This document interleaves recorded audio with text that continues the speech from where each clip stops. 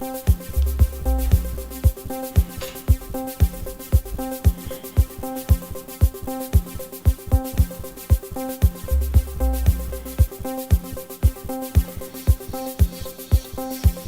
is the love that we were supposed to give each other? Where are the promise of us forever being lovers? There is a house not far from the Great Lake. Was it a real or was it just a beautiful summer? Oh baby, where is our love?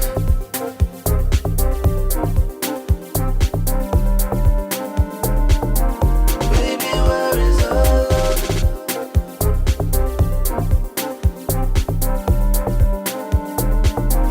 Baby, where is our love?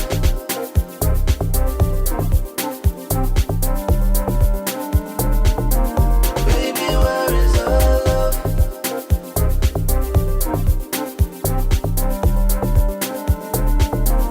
Where is the love? Where are the comforting sentences?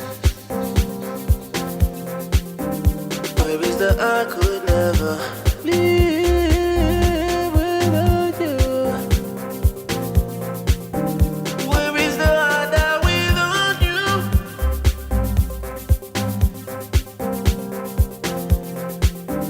Where is the you, my only crew? Baby, where is our love? Our loving.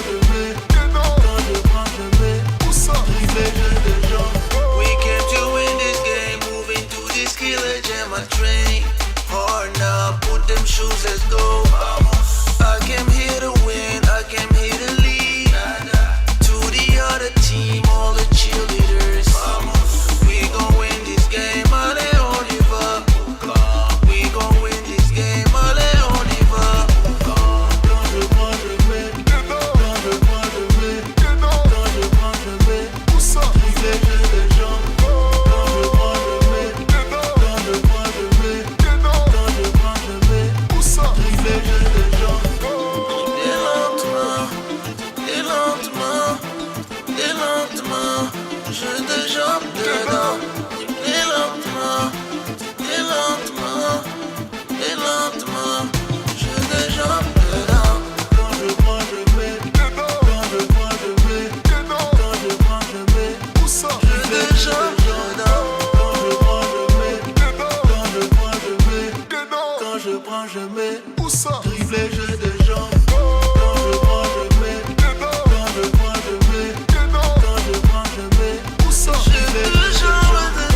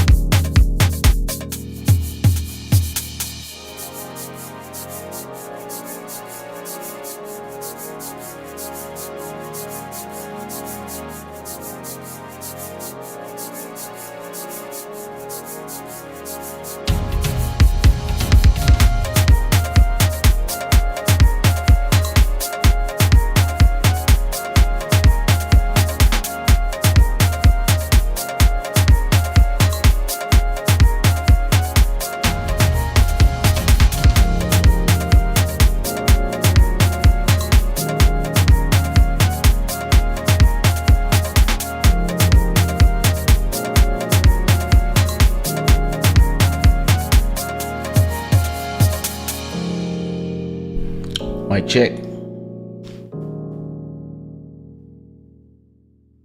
Merde, j'ai envie de roter. Anyway, welcome to Club Shada, episode 215. Numbers. We have to do a party. Listen, I don't care. I'm going to rent. When I mean I rent, I'm going to just occupy for free. Boddhi Satva house for episode 250. And I'm going to do a Club Shada in front of his swimming pool. And I'm going to bring a bunch of girls there. I don't care if the spirit of the house is like, just going to rent a bunch of girls that I don't know where I'm going to find them. And they're just going to be there behind me. And I'm going to do my Club Shada while they're in the swimming pool chilling. I'm going to do a thing. Wait. Just saw the face of my wife all of a sudden. I'm not sure about this idea. So I have to invent something to create this thing. Maybe I should bring some guys too. Anyway, this show is brought to you by Shada, where the gods of good fortune. Thanks to all the new subscribers who are gracing us with their presence. It's a pleasure to have you here with us in the gang, Shada. Ouais, Sirène des îles, toujours opérationnel. Vraiment, parfois, je n'ai même pas le temps de, don't even have time. Thank you so much for always supporting this show.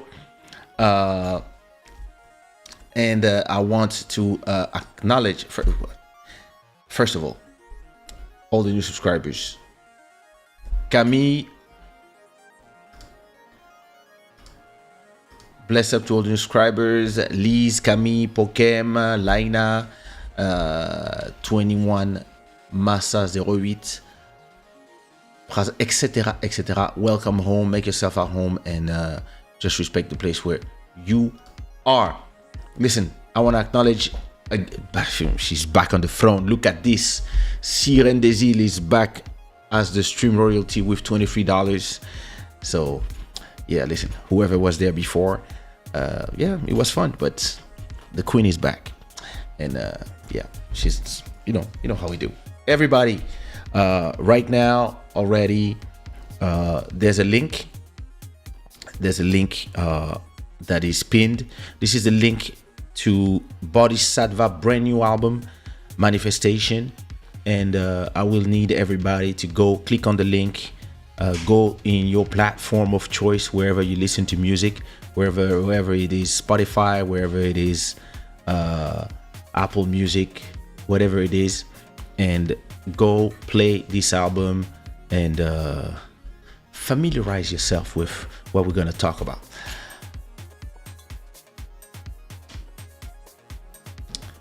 There's some people walking around. A noise. What was that? Thank you to all the sponsors as well. You can always donate via the super chat. You click on the $sign and then you let Google explain to you what you have to do after that. Everybody straight already as we are starting. Put what time it is, where you're listening from. Put the flag of where you're listening from, maybe the flag of where you represent from, and what time it is where you are. Here in Portugal, Lisbon, it is midnight and 52. Listen, I didn't sleep at all. I'm tired. Just spent the last 2 hours at the hospital because my daughter is probably having chicken pox. I hope it's not the monkey pox. Damn. Anyway, but she's fine. She's fine, but it changed the whole program. Today was a day that I was like, I need to rest before this show. But yeah, listen. So without further ado, before I say hi to everybody, I look fresh. Let me introduce you. I don't need to introduce you. Listen, from episode 1 to episode 215 and to probably at episode 1000 is still gonna be there. My good brother Boddhi Satva is with us. Voilà. Wow. Boddhi Satva is having some strange internet problem. Vraiment, l'internet du village est compliqué. Vraiment, vraiment. Je ne peux pas subir cette accusation sans me défendre. L'internet du village. Everybody, put in the chat internet du village. No, hold on. This is why this guy is a troublemaker. First of all, let me put it out there for all those of you who are cancel addictionalists. This man said he's gonna rent women and place them behind him while he's doing the show. You must cut that part and post it. Say that Kaysha is a misogyne. Hein? Quoi? Non. Je suis misophile. Non, c'est l'inverse. Merde de merde alors. Non, mais dude, no, you know my problem is, you know, okay, we right behind you, man. We're trying to make that kind of money, making that NFT money. You know what I mean? You know, we ain't there yet, but we getting there slowly but surely. I mean, I don't smoke cigar like a rich guy. You do. Oh, are you a sapper? You a sapper? I'm one of those guys. I smoke, but I don't have the money to afford the rent. What can I do? Supposedly people are talking about me now. They say, hey, this is the new thing. What is the new topic? People are saying now, can't afford this rent. I'm like, I guess you're right. I mean... Mon sponsor, Kaysha! Mon sponsor! Faut me sauver! Mais Kaysha, on a marre de me donner l'argent. Merde alors! Ouais, bon, on est fatigué. On va acheter seulement la maison. On va seulement acheter la maison et puis bon, you can live there rent free. Pas moi, non. Tu sais, back when I was young, 20 years ago, yeah, sometimes I would hear people talk about me. You know, talk shit, just to talk shit because jealousy, but there was no... those people had no reason to have a problem with me. You see what I mean? Those people, like, they just wake up and they hate you, or they wake up and whatever, somebody talk, or maybe they saw their girl looking at your video and being a little smiling. Whatever is their problem. I had people, they had problems with me, and me, I was like, but why? Like, I don't even know the person. So I would confirm that the person who said whatever they say, I would go and confirm. Make sure that this is really what they say, have some source, send some spies. When I knew that person was hating, I was like, you know what? You've been hating for no reason. I think to keep some balance in the force, I'm gonna need to give you a reason to hate. Since you're hating already, let me give you a good reason. So I would go find out who they like, who they love, and seduce them and fuck them. So that at least... I mean, but you know... Wait a minute. Wait a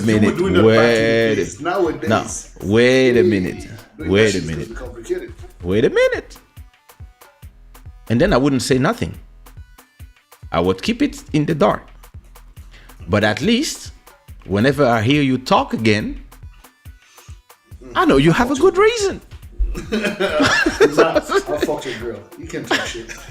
You can say whatever you want. Go ahead. Nah, but this is a law blow. Like, but for me, I do find it funny that people feel so compelled to speak and talk all this kind of shit and sing and you know and I did want and I really think I'm gonna slap one motherfucker or two and remind them that look, I'm you don't nice need to do that. I'm not because you know the thing is that stop using my name just to make yourself look good. Like, bro. Like, I'm here living my life, living my good shit, smoking my cigar. I just released, manifestation. Yeah, we're gonna talk about that. Game. I mean, don't come through with some dumb talks about like talk your shit. Afford to pay my rent. Fuck you, man. Fuck you. Like I couldn't care less. But you know what? It's okay though.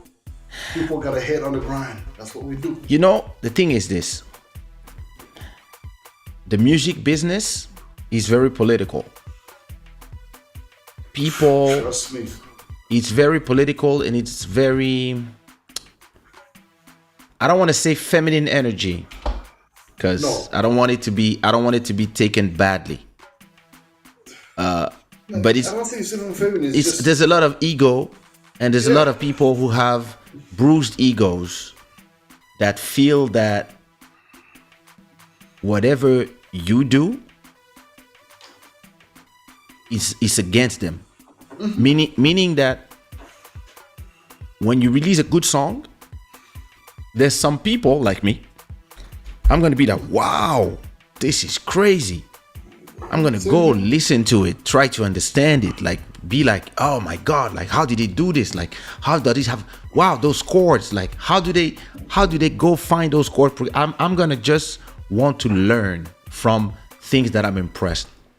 But then you're gonna have other people, whenever they see somebody doing something great, they will just feel threatened and they will feel bad. Non, l'internet du village, c'est compliqué. Hein? C'est pas l'internet du village. Tu sais que c'est ma caméra qui déconne en fait, c'est le câble qui déconne. Oh my God.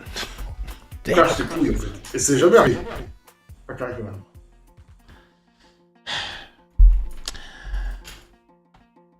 As I was saying, there's a lot of people that, for some strange reason, they have this.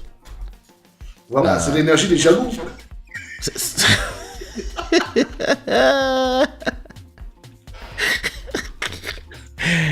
And when I was,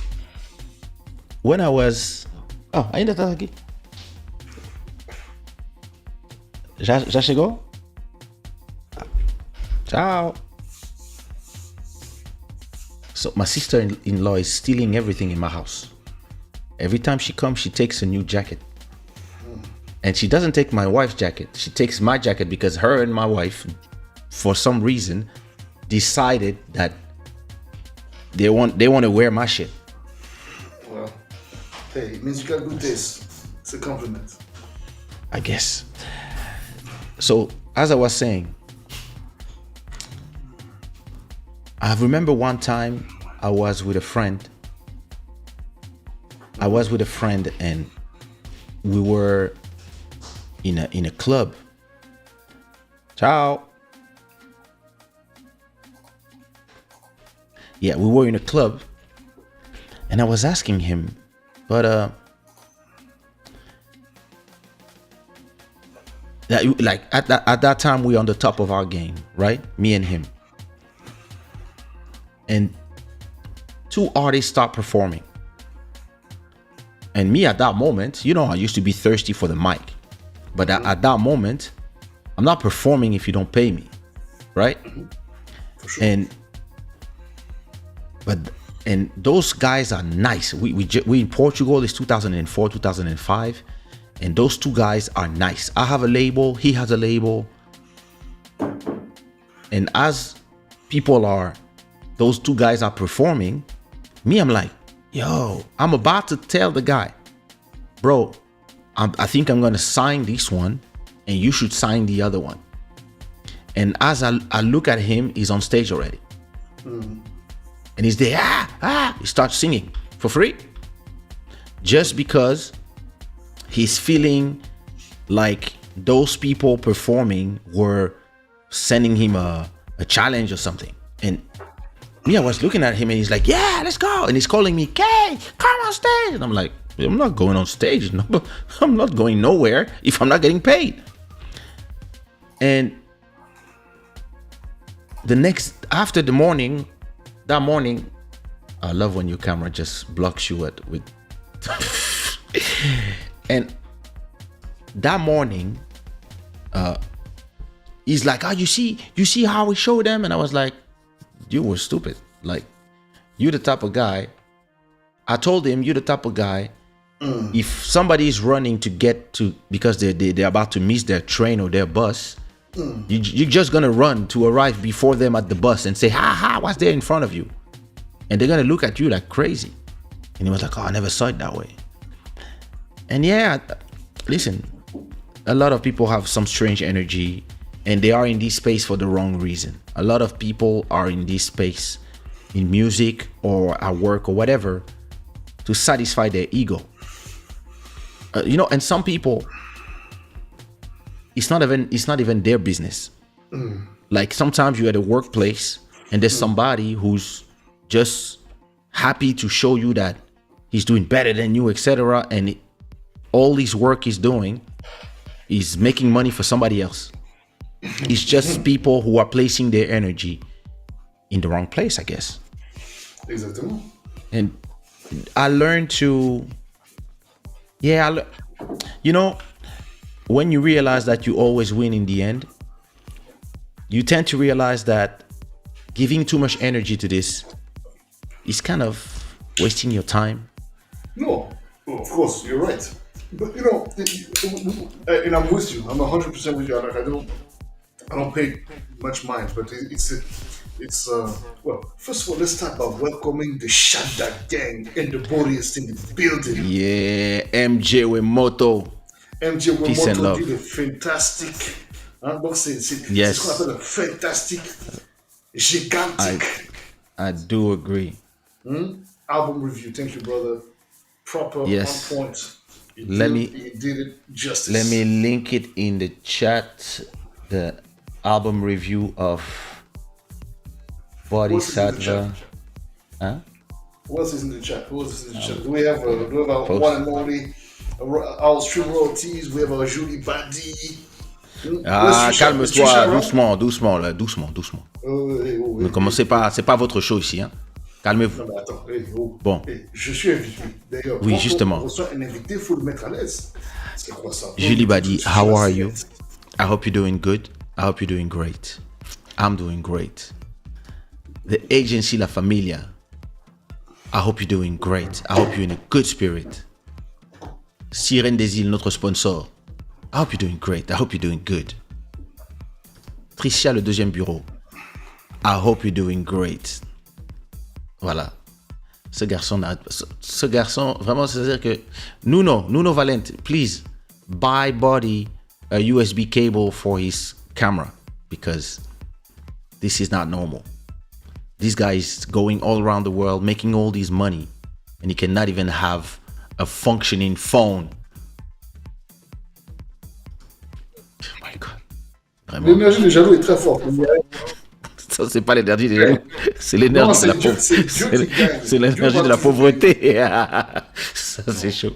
Mon gars, Non, listen. Kaysha, je n'aime pas tes propos. Do you want a cable? I have some cable at home. No, Listen, look, you want a cable? I can send you a cable right now by This kind of Uber. shit you're doing is fucked Listen, up, man. Come on, don't do that it will arrive in 20 minutes. I can send you a cable. Cables. Yeah, What I've cable seen you need? The Cables, I problem have a lot. the Do you need a problem cable? The problem that I have, if you dare to let me speak, as a matter of fact, the problem that I have is that for some reason, What's and good, it's the Michael? first time it's happening, Yeah. the hub is acting up. I might need to change my hub because I'm The noticing hub. it. So wait a minute. Let me say hi to everybody, and we're gonna talk about the technicality of the thing here. Malcolm Beast, what's good? Malcolm Bass in the building. What it do? In the building, it is 7:53 in Switzerland? In Canada. Listen, I didn't sleep. Géographie, It is midnight and 53 in Pirate Land. Listen, Malcolm Beats just bought some huge KRK speakers, but he bought ones for clubs and he put in his bedroom and there's not even space now. Like he sent me the photo. I was like, bro, I was like, bro, what is your problem? Oh my God, this is a nightmare. So yeah, we're gonna go do a whole show like this. Damn, man. Anyway, Tricia, tu sais très bien que c'est l'internet du village. Ça, c'est l'internet du village.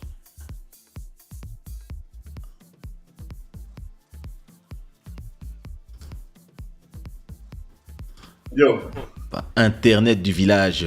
Non, ce n'est pas Tricia Internet. dit que c'est It has nothing to l'internet do du with village. internet. I have Yeah, high it's your speed hub. internet.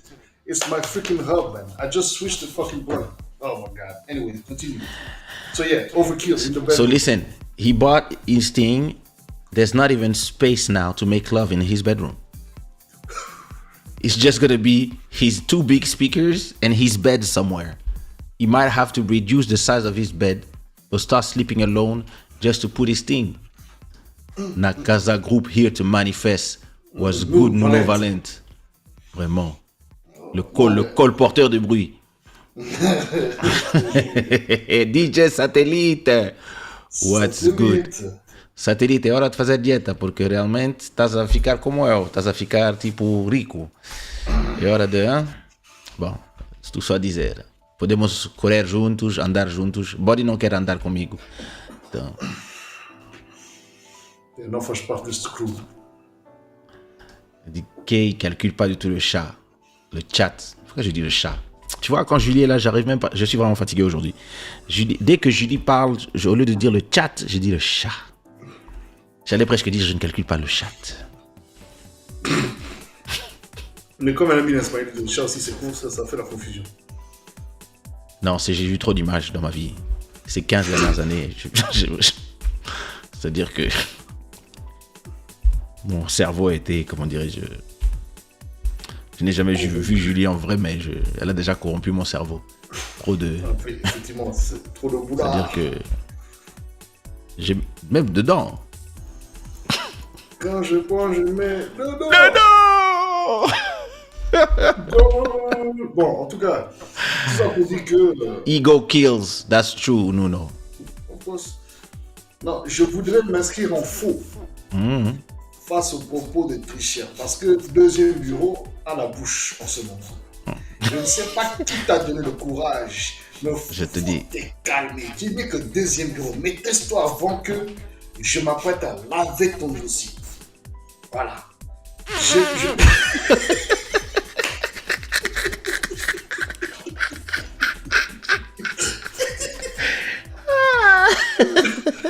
Salut Julie. What up, Bruno? How are you, bro? What's up, Bruno? Oh my God, the chat is on fire today. You know it. Sometimes, you know, you start the show and there's nobody and you're like, okay, it's going to be a slow show. And then all of a sudden they all arrive. You know why? It's because of my internet, because of my camera. It's stopping, it's exciting people like, oh, now what is he going to do? Tu vois, il faut que tu aies davantage de gaz comme ça. Quand c'est trop net, we need that greediness. That's what brings l'énergie d'Nganda dans ton show. Donc, Julie raconte nos histoires. J'ai fait voir ma vidéo de twerk à Kaysha il y a quelques jours et il m'a laissé en vue. Je le boude depuis de toute façon. Oh. Non, toi, tu es malin. Tu reçois... Mais je sens que Tricia va être un peu fâchée, hein, parce que ça, c'est quelque chose. En fait, Julie m'envoie des vidéos. C'est-à-dire, Julie refuse que l'algorithme fasse son travail, tu vois. Julie refuse que moi-même j'aille cliquer de moi-même. Donc, quand elle poste quelque chose, elle envoie. Oh, Master électronique, merci beaucoup pour les 55 crowns. C'est ça, hein? C'était 55 crowns? $5,58. Moi, je parle dans la monnaie locale. Donc, Julie veut que elle envoie des messages. Elle dit, oui, il faut liker mon post. Donc, c'est des likes forcés. Je me demande à combien de personnes tu envoies ces posts, d'ailleurs. C'est le genre de fan qui est très fâché, qui est très jaloux. Pourquoi d'autres que moi le voient? Le gars se fâche, Damu Manero. Donc, Damu Manero dit hello to all the buildings in the chat, all the ladies in the chat. Donc, and what about us? Donc, nous, c'est-à-dire que you don't care about us. No problem. Well, we don't care about you too, then. Look at that. Coming with a strong alpha energy. Okay, we feel you. Tu me perturbes. Non, je suis pas perturbé. C'est juste que toutes les images que j'ai vues, Attends, je vivais à Paris, donc ça fait 10 ans que je suis au Portugal. Donc peut-être encore 3-4 ans à Paris. Les images que j'ai vues les 14 dernières années ne peuvent pas sortir de mon esprit. Je suis désolé. C'est un trauma. Des trucs bizarres. C'est-à-dire, Moi, les gens, normalement, ils m'envoient, quand ils mettent ma musique, ils dansent dessus. They're dancing on my songs normally. They send me, they send me things, they're dancing. They're not putting a lot of things everywhere. And there's my music in the back, and they're like, c'est ça danger. Donc voilà quoi. T'es très rose. Anyway. Ah, toi aussi. What? Congrats. À chaque fois que moi je suis dans ce show, je me rends compte que tu es très pervers. C'est faux. C'est un show qui est en train de rentrer dans la perdition. Hein. Jamais. Congrats on the new album, Boddhi. You came with some surprises. Nice surprises. Love your production range. Thank you, sir. Thank you very much. Félicitations, Boddhi, from Sirène des Îles. Merci, Sirène des Îles. Merci beaucoup. Aïe, aïe, aïe, aïe, aïe. A question, of course, listen. If you have questions about...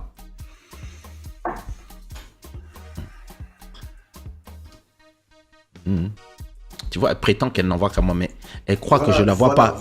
Tu sais, hein? You see, Julie think I have not seen them. I have not seen her all these years sending messages to all these rappers from the US. I see her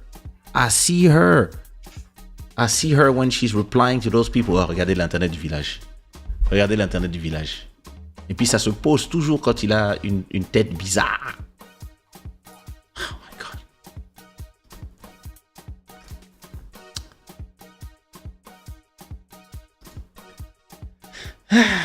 Let me call him back. There he is. What? What is this? Bro. Wait. J'aime ça. Moi, j'aime les jaloux. Moi, j'aime que les jaloux cherchent encore le bon côté. Let me tell you one. Listen. Let me tell you one thing. It is a very bad idea to send all the data coming from a camera through a hub. You should send it through a direct cable. Sure, but the thing, that's what I've been doing anyway. So for all this time, I never had an issue. Today is the first time. I told you, this past 2 days, my computers, both of my laptop and my Mac, both of them have decided to act up. God knows how they're communicating with one another. But they decided to mess up with my shit. D'habitude, ça fonctionne sans problème. Je comprends un peu cette émotion. Je comprends cette émotion, but yo. I'm gonna fix it. No, if it cuts again, laisse-moi, on va parler. Je vais changer le câble, je vais le brancher derrière là. Ça m'emmerde cette histoire. That's what you should have done from the get-go. You see, those people, they don't respect my show. So when they come to my show, that's when they want to invent stuff. When they have their own show, they have no problem. But when it's my show, they want to have hubs and this and that. No, you're exaggerating a lot. Question for Boddhi Satva. Go ahead. What is your favorite song on Manifestation and why? Listen, I love that question. Wow. Why would we have a favorite song in our albums when it's a body of work? It's a great question, and it's impossible to answer. I don't have one favorite song. I just love the overall energy, and actually, I must say that it was very hard for me to organize the track listings. I asked Kaysha to come and air out this whole thing for me because, when you at a certain point you're so involved in the project, you lack perspective. So you need somebody who has not only created body of work that has been successful, but on top of that has a different perspective than you, and will organize it in a way that's going to be commercially appealing without the sound necessarily being commercial. So Kaysha did just that, and I think that the way the album is organized truly reflects look, the way I feel about the whole project. I mean, the album is my favorite project. There's not a single song on this track that, if you ask me if certain tracks are harder to listen, certainly, because some songs really came from deep down the guts and some pretty dark moments. So some songs are still a little bit, vivid. But otherwise, everything is. I love it, man. When you do your songs, do you do them from a do you come from a technical perspective? Do you come from a commercial perspective with the goal of selling? Or do you come from the goal of learning? Or do you come from an emotional perspective? Meaning that I have this emotion, I want to make it out, and like how do you build this album? Like what like when you started, like when you were like in the, I guess, at the end of the pandemic or in the middle of the pandemic, and you were like, okay, I'm going to do an album. First of all, what decided you to do an album? Was it always like a trilogy, or Yes, you just? it was always going to be a trilogy.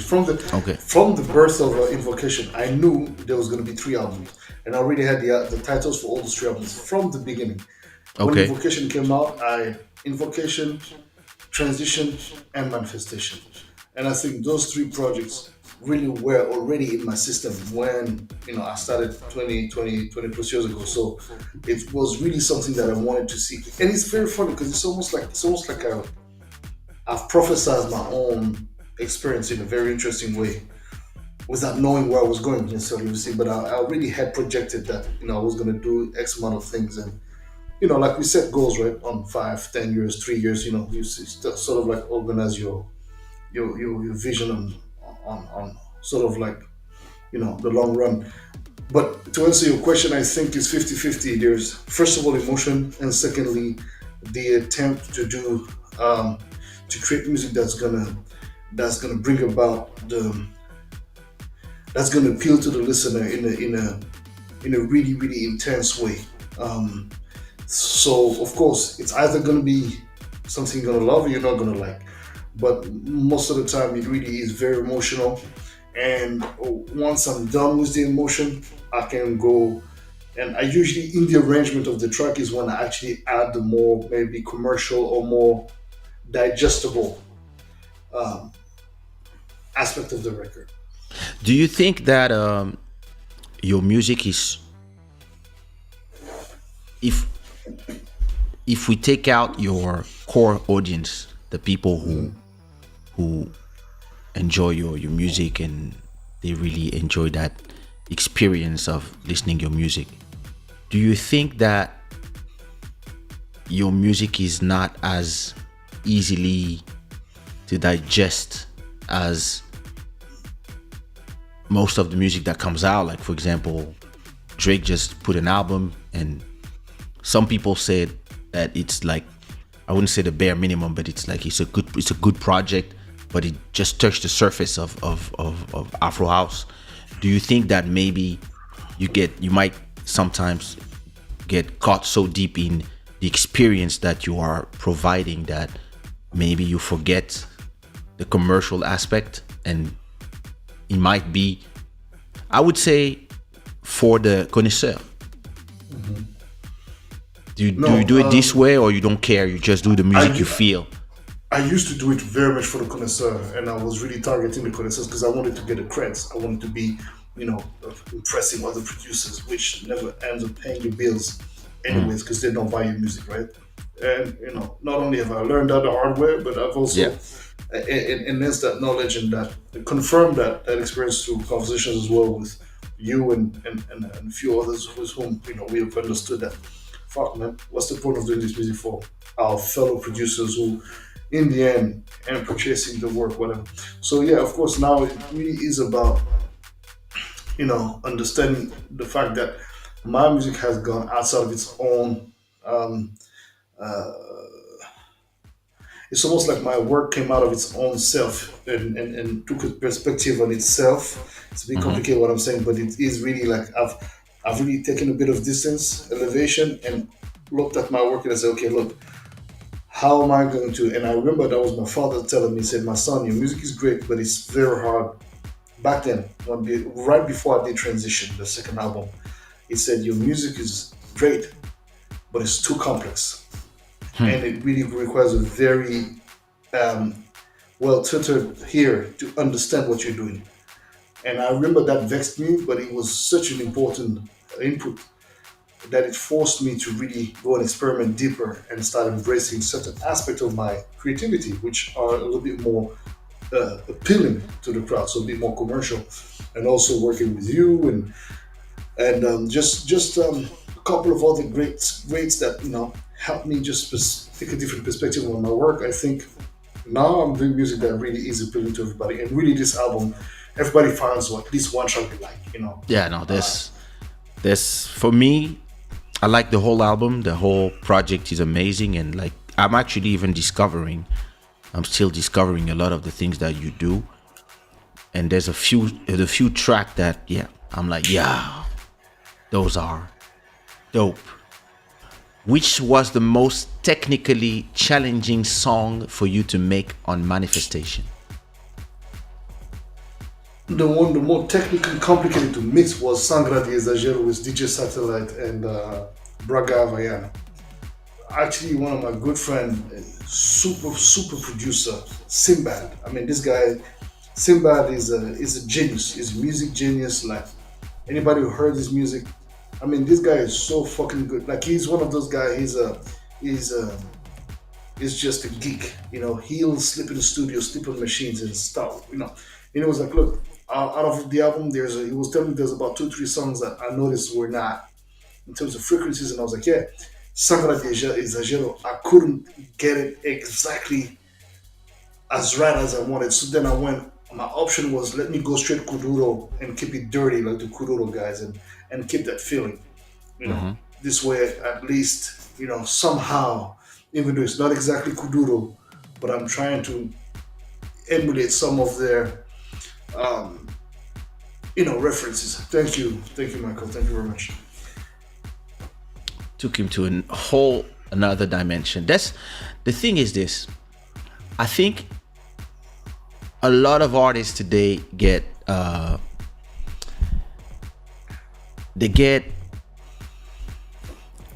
caught in the issue of today's world, which is you're gonna release an album and at the same time 60,000 people are releasing a song, an album, something, and we have less and less space to. I mean, we have all the space in the world actually, but in a way we are lost in the sea, because back when the market was small and you had like your small piece of market and you had your 10,000 people who were buying your music, you were okay, and it was CDs. Now that anybody with a phone can listen to music all around the world, it kind of make it harder. Oh, ça recommence, l'internet du village. It kind of make it harder. I'm gonna continue the conversation while he's unplugging his shit. It kind of make it harder for an artist to know where he fits, especially if the artists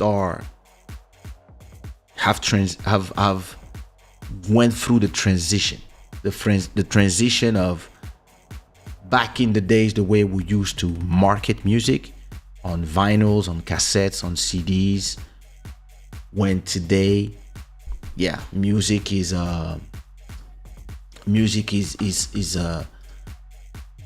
almost a commodity, and people tend to. They have the choice. They have so much choice, so much information that they don't really remember anything anymore. So it is a complex situation, and I often ask myself, should I do a very, very commercial album so that I can surf on the waves of the internet and look for the buzz, or do I have to respect my name and do something and do some research? And it's a question that, do you ask yourself this question before starting an album? No. Do you let Nuno put you some pressure because he's trying to sell your shows, or do you say Nuno will every once in a while fucking come and bust my head with the conversation like, But I'm like, dude, I'm here to create a body of work, and I'm here to create legacy because bear in mind when I started this music and I created Ancestral Soul as a forefather, one of the forefathers of Afro House. The reason why the sound is so respected is because I never strayed away from maintaining a certain rigor in a certain sonic direction, which on short term doesn't pay off. I knew it. I was well aware that it was going to be a challenge, but on the long run, I was well aware that it was going to pay off. And one of the one of the very important things to remember is that historically talking, I started my musical transition as far as my musical evolution when I'm in a more mainstream and appealing way with my remixes. Remember when I did the Ancestral Soul interpretation Oh, albums? I did four entire albums of remixes of pop songs, wow. reggae, whatever. And that was pivotal in establishing my brand, my name in the industry, but also called upon so many backlashes from my industry. So at a certain, every time I said, okay, cool, you're not doing this enough. Whenever I was doing that, it's not good enough. It never was good enough. Like so for example, now in the Afro House, it's like okay, it's Shagwada. Shagwada is a Danny Gatto sound, etc. And it's great Afro House. It's banging. It's in your face. I love it. But when I'm gonna do something similar, for example, when I did Azawa with Magic Beats, or when I'm doing a track like Sagra de Exagero with Satellite, you still have people who are gonna be like, yeah, but it's not that enough, or but it's not this enough. But it's like, dude, let's at a certain point, as far as I'm concerned, I was okay with being like, you know what, I'm done trying to please everyone. I'm just going to You continue can't. doing what I do, and you can't obviously.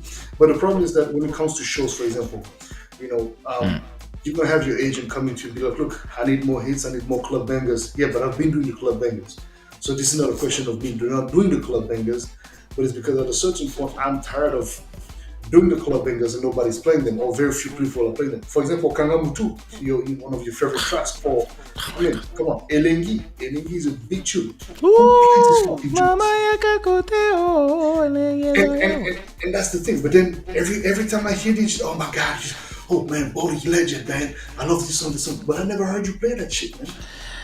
So it's like DJs. exactly. So the point is that you know what? DJs. That's when I decided. I said, you know what? With all the respect, fuck DJs. No disrespect to my fellow DJs, but you know what? I'm done trying to make music to please the DJs. I'm happy when they play, but because so very few of them play my music, I'm all about the people. So I'm like, you know what? Let me service my music for the actual music The, consumers. You know. But I don't mean fuck the DJs in a disrespectful way. But it's like, you know what? he I'm just said tired he, trying. he just said fuck the DJs. I did, and I stand by my word because I'm a DJ myself. But at the end of the So day, good. I understand the necessity to evolve as an artist. And what you just asked me now, can you believe that when I started doing this, when I was branching out musically, man, the backlash that I got from my industry, because you know my industry, we're all very elitist, very like, oh my god, you're not playing the Oh my keys in god. that kind of chord, and I need this kind of solos. And of You course, did I use a love this. seventh. Well, remember I was a fucking extremist before I met you. Remember I was extremist of music, but at the same time I He was was a fascinated. bigot in But music. but then no, but it's true. But then then I'm meeting one of my fucking idols, Kaysha, and I'm like, fuck. Here's a guy that I've always admired his music, and I'm like, okay, here's a contradiction, and then this is where you have to sort of like step out of yourself and be like, okay, let me be real, you know, let me actually come to terms with my true heritage, which is just fucking great music. My parents used to listen to fucking disco, funk, pop, you name it. My brothers, hip hop, Yeah. acid house, garage, whatever. I was like, let me just bring all that together. And there's no shame. And that's why Ancestral Soul is such a great umbrella for my music, because it's like I can do whatever the fuck I want. Because I don't Exactly. have to cater to any of your styles. I It's can do it's kizomba, I can do whatever. it's very hard as an artist to find freedom, but it's even worse when you have success somewhere, because now people will say, yo, you're the king of kizomba, where's the kizomba? And you might be like Drake said, fuck you, I don't want to do hip hop. I want to do house music. I want to do something different. This is what I feel as an artist, the freedom to do something different. And interestingly, once you get in commerce, people will prevent you from doing it because they have decided that you are here in wherever box they put you, and they will not want you, let you try do it. And this is why I've always hated when people ask me to define.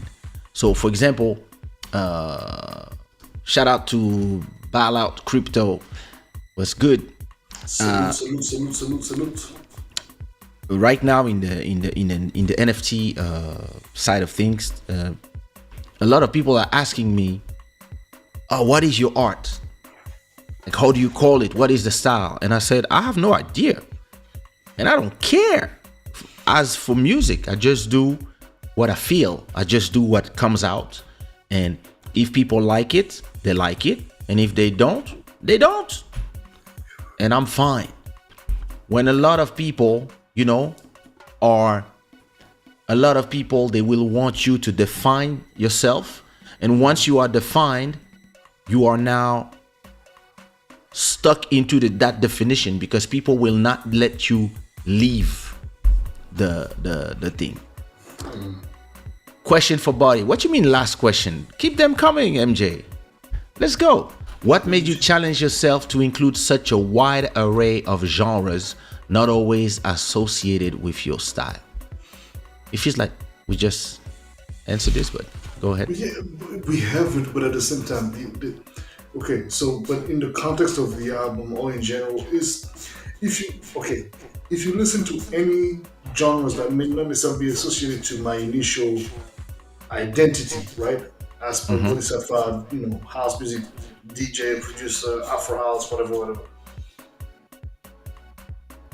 If you listen to the sounds, there's always going to be that Boddhi Satva sound. If you listen to Kaysha production, whether he does house or gong or fucking amapiano or you name it, you'll always hear that sushiraw sound, that special Kaysha. You'll hear the drum programming, the sound is Kaysha. Same as Boddhi Satva. We have strong identities. We cannot stray away from them. Those are our. It's like the prints on your hand. This is just our identity. And that's how you recognize it. So whatever we do, our identity will never be, diluted. And I think that this is what motivates me to just experiment with as many styles and genres as I want, and I feel I should be doing. There are certain styles genres of music that I'm not at all receptive to, but those I'm receptive to, I expect myself to, as an artist, to go and experience them. Why not? You have to. But because the thing is this, as a creator, once you stop trying and doing new stuff, it becomes a bad marriage. You fuck with two positions, and at a point, stop fucking. No, but and it gets boring, and I think that it gets boring. And even me as a DJ, I love when I'm able to, because I come from this culture, and this is something that I've learned with mentors like the likes of Louis Vega, Joe Cosell, Alton Miller, Oshulade, those names, legends. When they play music, when they DJ, I mean, man, you have a musical voyage. You will travel, and I expect a DJ to take me on a journey. And I don't want the DJ to play all the latest hits. I don't quite care about that shit. And when I say latest hits, it doesn't have to be top 40, but it can just be like actual, your genres of music kind of hits, right? You don't have to play all the latest songs. Sometimes the way you're programming your set, a track from back in 2004, can turn up the night in such a different level. Oh yeah. And if you had played all the latest hits and all, and of course everybody likes a set where you never. Me, I love to every once in a while discover sounds that I never heard before. Like this some in Paris. Go ahead. Yeah, some clubs. I go, and I know exactly what the DJ is about to play in 5 songs. And I know that, and the worst part is sometimes you can go in 5 different countries, and when the DJ stop playing, when they're gonna play stop, dun, dun, dun, dun, dun, dun, dun, dun, dun, from Busta Rhymes, and they're gonna stop, and then they go with the same song, all of them, because they saw the routine somewhere, and then you, at a point, when for people like us who used to go out a lot, I remember that the thing that made me, other than the quarantine, that made me really stop going out that much was that I would hear the same DJ set everywhere. Everywhere I would hear people playing exactly the same songs everywhere. So you go to the club and it's boring because you're not discovering anything new. I remember going to the clubs and I was like, oh my God, what is this? And that was before Shazam, and like you would have to go to the DJ and ask him, hey, what is or try to read on his player what is the guy playing. But today, do you agree with, what Nuno is saying? Many DJs today don't have the balls to play different. Of course, because it's easy to cater to. So, for example, right? I'm the perfect example. I find it interesting when I hear DJs being invited to perform at certain venues, right? They have an opportunity to stand out by playing a sound that defines them. But yet, they're gonna go because they're scared and they want to get the easy reaction of hands in the air and girls going crazy. They're gonna go straight for the hits. The same goes for DJs who open up a DJ set. You know what? A warm-up set is one of the most important performance you can think of. The warm-up, the opening act will set up the tone for the whole vibe. And the problem is this new generation of DJs, they have so little self-confidence. They have so little knowledge. A lot of them, not all of them, but a majority of them, unfortunately. They think that they have to bang out music before the main guest arrives. But this is not how you shine, because you basically what you're doing is that, you're exhausting the crowd. You're not warming them up. You're not getting them excited and prepared for the next phase of the night. Because if by the time the main guests arrive, who got paid probably 15K or 5K, whatever the fee they ask for their performance, if the crowd is tired, they're not necessarily going to consume anymore. Or they might be all drunk. And it might not necessarily be a successful night. So in the end, there is indeed a factor of no risk taking that is very, very sad. And it also goes along with this new generation that wants this quick reaction, that wants this quick effect of these videos on Instagram where you see somebody, capturing a moment. And we've had this conversation, right? But this what sells.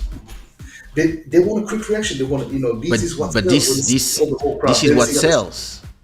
This is what sells the show as well. I mean, if I'm Nuno, if I'm Nakaza Group, like this is what I want to have that reaction, because I know that because of that reaction I'm gonna get calls to sell shows. So shoot as a performer, we always have to find the balance. And most people, they go either on too far on one side or too far on the other side. But Wait a minute. I'm sorry. Your girlfriend is here. So I want to say everybody to say hi to Boddhi's girlfriend, Emmanuel Etienne. Thank you for being here. Kaysha's never boyfriend and girlfriend. Okay. Listen, I know you like. Je sais que tu aimes les cuisses. I know you like thighs. So there's everything you need. There's a lot of meat, like you like them. Not a lot of meat. I like thighs. I like thickness. Well, that's what I'm saying. The thickness. I'm 6 foot. I'm 6 foot, 140 kilos. I mean, come on. I ain't one of those small brothers. Gotta have that meat. I think I have to interview Nakaza Group because he has a lot of things to say. Actually, you should have Nuno, because a lot of people I would love to see. Like, Nuno has written a lot of letters of novelty in Portugal. Like he's he's a legend Listen, in the game, Nuno, and this is your house here, so you can that's right. come anytime you want, and we can have a Yeah, you guys should conversation. do a show, man.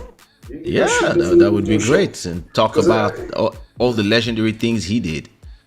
and not only that, but he's but also talking about how the industry boycotts you, because this is also another aspect. This is a man who has had his peak of his career and who's been boycotted to the point where the whole industry at a certain point forced him out of his comfort zone with a fantastic roster and he had to rebuild everything from scratch. And It's so yeah, but and that's the this is normal, of business. course, of course. That's what But we the were thing is talking that in the beginning. That's what we were talking in the beginning. Whenever you have success, some people, the only thing they will want is to shoot you from the sky, because this is the only way for them to feel that they are over you. Instead of flying to get over you, they prefer you going down so that they feel over you. It's nothing new. This is the story of the world. Question for Body.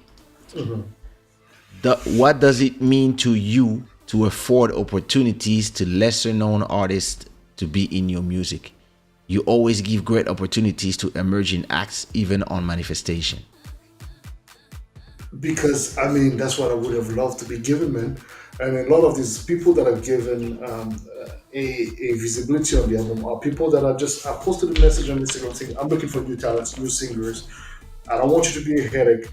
This is how it's gonna work. This is how it's gonna happen. You cool with it? Cool. If you're not, hey, all good. And yo, man, I felt like these artists deserved, all the love and the visibility, whether it be, somebody that I'm going to be doing much more work with because not only her voice matches my music perfectly, the way she writes her melodies really complements my work is Davi Lorenzo. Davi Lorenzo, man, the song Sakalo, she killed it. Samaya Montola, right here. Um, and then there is a song with Polaris 7.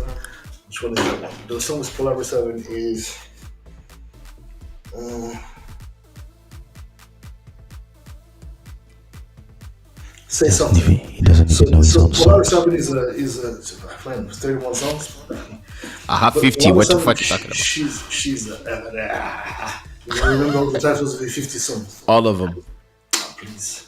Okay. We know your computer, we don't exaggerate. Even Mark has problems sometimes finding files.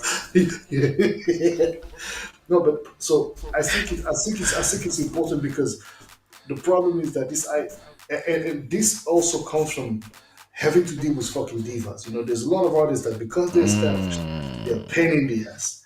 They come and tell you, oh, I don't like this, I don't like that. It's like, dude, you know what? Let me do my job, man. You did yours, Yeah. let me do my part. And if you don't like it, really, and there's obvious reasons why I should modify something, I might consider it. But otherwise, this is my project. When I do yours, I'll conform to what you want. Otherwise, yeah. Did you have any people that you invited in this album, that you ended up not working with them because they were a pain in the ass, even if they were not even known, and you were like, nah, that person is going to be a nightmare when they get famous because they're already a nightmare right now? Oh yeah. Oh yeah. There's people that I didn't call them a project. There's people that, and some of them I just didn't call them because there was enough tracks really. But yeah, there's definitely some people that I worked with in the past that I know for a fact. As much as I love their work, man. No, I'm talking about new people. Oh yeah, new people. Yeah, for sure. Definitely. There's a couple of them that they think they already got there. It's like, dude, like, relax. You just had one hit. Like, I relax. love them. No, I these love those guys, ones. these guys and gals, they love that shit. They get excited. Yeah, so my song is this. So now I can only record this. Or worse is these artists that had a couple of songs that did well in the underground and clubs or whatever, and then you reach out to them saying, hey, I'm doing this project. I would love for you to sing it. Yeah, I'll consider it, huh? Okay, cool. It's fine. I respect the fact that you'll consider it. By the time you think about considering it, I'll be long gone. So your talent is great, but there's plenty of you like that, so it's fine. Keep on working with the people you work with. Oh my God, the underground is better always than the mainstream to increase your musical knowledge. To increase your musical knowledge, yes. To Yeah. make money, I don't know. Because I remember, like, when I was an underground rapper, sometimes we had to send our guys from the ghetto to break the finger of somebody that didn't want to pay us our lousy $100 for a show. I'm talking about back in the 90s. If you're talking about knowledge, I think there's got to be, for example, if you got a great mainstream knowledge of mainstream music, it gives you a very, very, very good advantage, right? Because there's a lot of DJs that are like, so-called resident DJs that have great, great knowledge in mainstream music. But if you then can have knowledge acquired on top of that from less accessible music, then you become fully complete because you can surprise your listeners, you can surprise your dancers with a very rare songs from Dexter Wanstall, for example, and man, some amazing artists that had collaborations with Stevie Wonder and did like their own albums, but the project didn't really break through. And you can surprise people and go, oh my God, this is such a great tune. Is it new? No, it's not. Boom, here you go. So I think from that perspective, Nuno is right, but it's a compliment of both. Yeah, you have to find. That's interesting. The more Moses was climbing the mountain, the more men would throw rocks at him and try to make him fall. Yeah, listen, that's the story of the pioneer. Question from Ball Up Crypto. How's the crypto winter?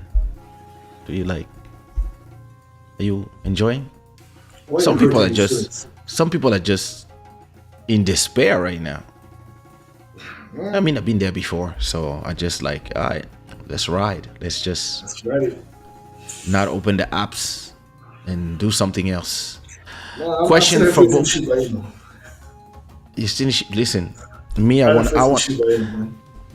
want to know this guy who invested in Dogecoin, who had $3 million in Dogecoin and didn't want to sell because, I don't know, because he was more interested in the story and maybe the pressure from all the Dogecoin fans and fanatics. Now, I don't know, how much does he has now? Like,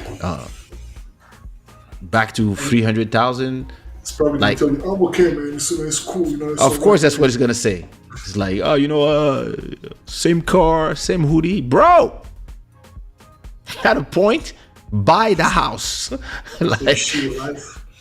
like you have to realize some gains at a point. This is the game. If not, he's gonna go up, he's gonna go down. It's just gonna be there riding. So what is this question? Is the music industry much different in your region than in the US? I'll let Kaysha answer that first. The music industry, it depends, because in the 90s, in the 2000s, in the 2010s, and in the 2020, the music industry have changed so much that I would say that now the music industry is kind of uniform in the way that everybody's in the same marketplace. Back then, it was way easier to differentiate because you had hip hop in New York, hip hop in LA, and the music was physical. So a local market was local because the music was only sold in let's say 20 kilometers around you. That's where your music was, and that's where your fans were. And on the other side of the world, nobody knew you. Today, what is interesting, I can be in New York, I can be in Thailand, in Bangkok, I can be in Kinshasa in Congo, or I can be in Lisbon, and I'm gonna always have somebody telling me, oh, I love this song from you, and because anybody can access music from their phone. Now, what is different then after that is the cultures are different. So in America, I would say the big difference between America and Europe is that the Americans have mastered to a level the art of promotion, using anything to sell. Like, they mastered that. They know how to create an excitation on brands and then turn those brands into many money-making machines. If you have a few good songs, oh, don't tell me that. I'm sorry, this guy has an internet from the village. So the Americans have this. They like, it's something they really know. The Europeans are still, I would even say that maybe the problem of the European is that, and it depends from the UK, the Anglo-Saxons, so UK, US have a different mentality than the French, the Germans, and the people, the Latins. Everybody has different types of cultures as well. For example, the French, they still believe that good music is music that has a certain taste, that the lyrics must be important, etc. Where in the US, you can have a song that has the whole song saying, what was this song from this guy who disappeared already? Gucci gang, Gucci gang, Gucci gang, Gucci gang, Gucci gang, Gucci gang, Gucci gang, Gucci gang, Gucci gang. It was like, yo, and you have millions of dollars coming in, streams everywhere, and you also have shows. So there's a whole industry that has been really created around because in the US, I think the difference is that money is king in the US compared to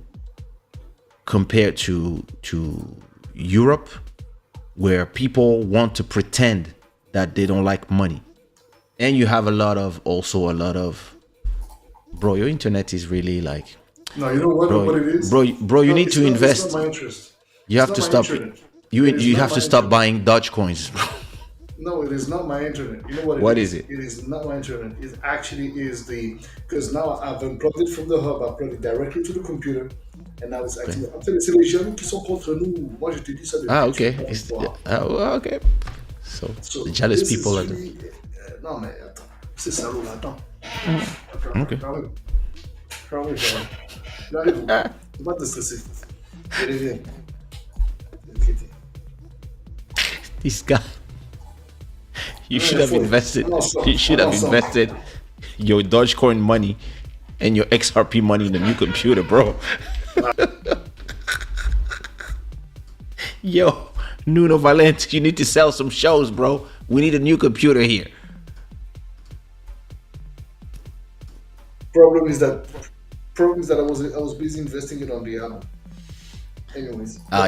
You see, it's not a problem of the hub. I don't even know what the issue is because now this actually plugged to the computer directly. There's no hard drive that supposed Yes, maybe you have to. I don't know. I don't know what it is. At a point, but I'm sometimes because it never happened. This is the first time. My internet connection, yes, but you see, my internet connection is good. It's just the freaking thing that's not working today. Maybe one girl that you fucked and didn't call is sending you bad vibes. Because I heard you do this a lot. Well, answer the question. First of all, we're not going to talk about what we heard a lot or what we haven't. No, because I listen. Me too. I'm hearing things about you. You know. No, me too. I'm hearing things about you. So I hear a lot of things about you. I hear that like there's a lot of girls that like you and you playing hard to get, but you're still putting fingers here and there, and it's not cool, man. Like, I have fun. I'm single. What the fuck?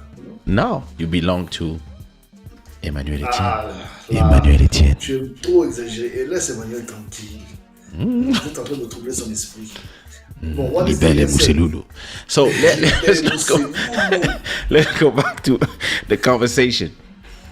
No, to answer The different. There's a big difference about the money being king in a place will make things so different. Like, you know, when you go to a strip club in the US and you meet the most beautiful girl you ever seen, and you're like, why are you doing this? She's gonna tell you, for the money. Je vais te sauver, je vais t'aimer, bébé. Je veux que tu sortes de là. Sors de là, bébé. Pourquoi? Tu as ma raison de vivre, ma raison de l'être. Whereas in Europe, the girl will not go there and will do her thing in the back because she will think about what people think of her, etc. When you unplug and replug, it comes back. Non, je te dis, c'est que tu fais chier sur le monde pour rien. Anyway, that's my opinion about those two. Well, now that you finished talking, can I answer? Because you've taken all the space. Yeah, it's your show. Go ahead. No. I remove myself. So, answering to that, I agree with everything that you said. I would just want to add maybe the fact that, for example, if you're talking about Europe, it's one thing, but Africa, for example, as a market, has such a strong potential, and it's not being really seized yet. I mean, even though we can, we can say that the major labels have really, done a great job at implementing quite a few things and trying to take over and controlling their respective markets. But if you're looking at guys like Davido, even though he has distribution with major label, when he goes and fills up the O2 Arena in London, this is straight up independent work. These guys have such a massive reach. No major label can give to them, and it's very interesting that more and more of this independent sort of endeavor is really bringing forth enthusiasm from the fans, from the consumers, and it's also giving a different perspective to the music industry the way it used to be, as you were saying earlier, in the old formats. So there's some uncharted territories that are yet to be discovered at this point, I think. But what's the difference between the US market and the European market? And our right now, it's everything that you said is. I'm echoing everything that you said. Are you saying that you were waiting all this time for me to stop talking, like you said, and just to tell me everything that you said was? That's what you're saying. The question is for both of us. So the thing is that because I love when you pose. You should see your face on it. Oh my God, this shit looks ugly. I look like I'm having an orgasm. Who is doing My most? God, how can I do a show with people with this type of internet? I'm sorry, this is the difference between the US. There you see the difference between the US and here and Africa. There it is. There you see it. There you see it. There you see it. There you see it, man. Fucking it. Oh my God. No, this is crazy. Damn. Anyways, we back. But yeah, We back. It is My XRP bags are full. Yo, I just have to say. I agree. Never disrespect Listen, XRP. I believe in XRP. I just bought another 10,000 to add with the rest. XRP to the core. Oh, I'm ready. Listen. XRP is mad. XRP just need to arrive to $7, and I'm a millionaire. Or XRP arrives to $100, and my mission is life incomplete. Same thing for Crowcoin. Yeah, Crowcoin. I put all the NFT money I made, all the $100,000 I made, I put a little bit in XRP, a little bit in Crowcoin, MMF, VVS. I have millions of coins from everywhere. So yeah, listen. Non, je me vante pas. I'm Tu sais just pas que, tu sais investing. pas que les Français n'aiment pas ça. Les Français sont jaloux de ça. Well, Ils listen, vont dire sur that shit. it is what it is, you know. Lucati, il est en train de faire son malin.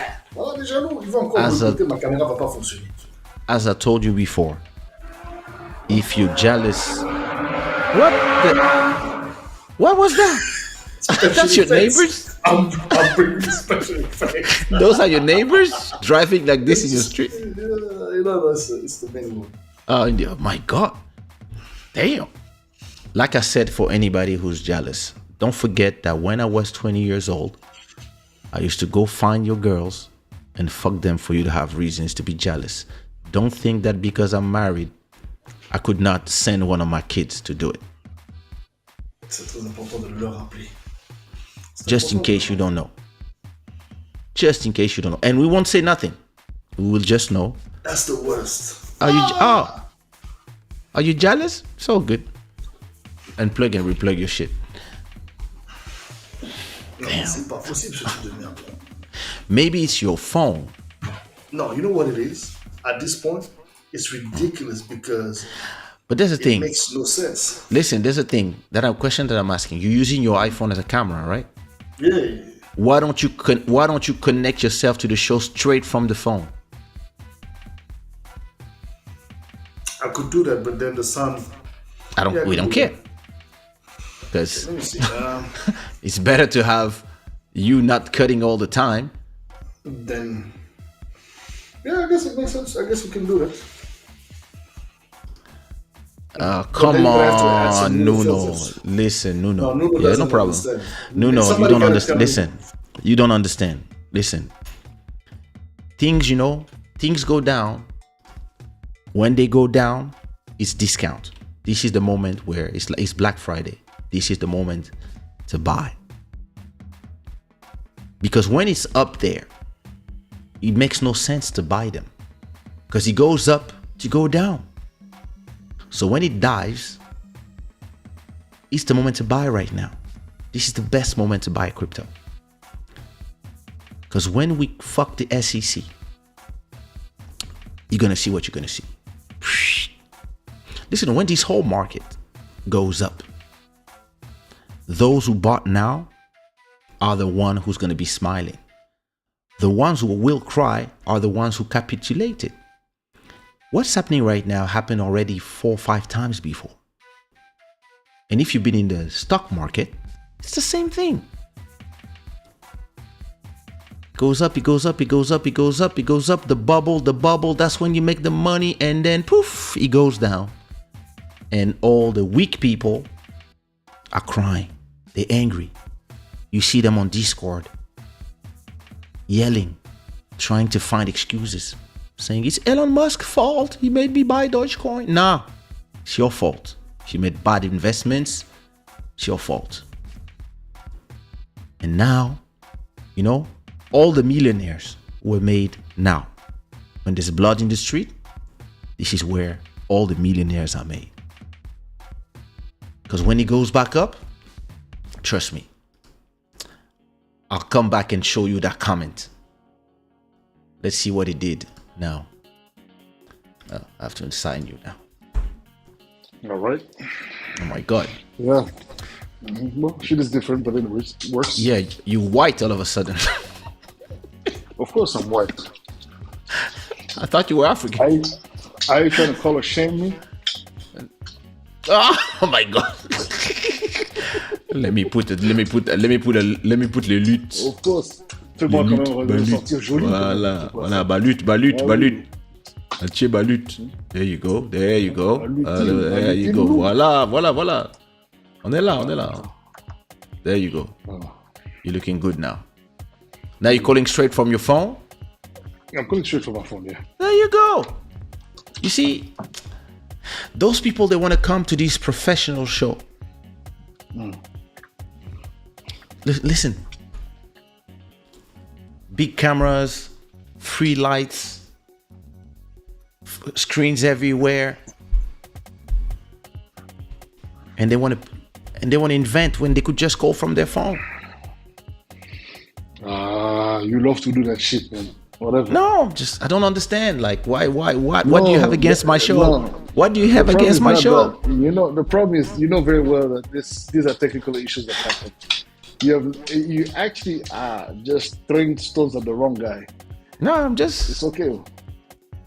As Nuno said, when Moses was trying to climb the mountain, people throw stones at him. That's what you're trying to do. But it's okay. You're against progress, but it's fine. I'm You're against trying to progress. catch up to modernity.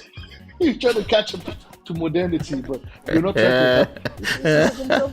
Voilà comment un Africain, voilà comment nous sommes avec nos frères. Alors, quand quelqu'un cherche à faire quelque chose, vous êtes en train de le boycotter. Oh que non! Voilà. Mais c'est pas grave, on est ensemble. Let me give some economy class to Nakaza Group. Nuno,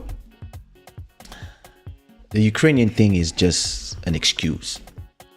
What started this whole bullshit is the fact that the US printed more dollars than there's 40% of all the dollars in existence have been printed during the pandemic, and all the Americans had dollars for free, and they put that money in the stock market and in crypto. So he made the market go up, he created a bubble.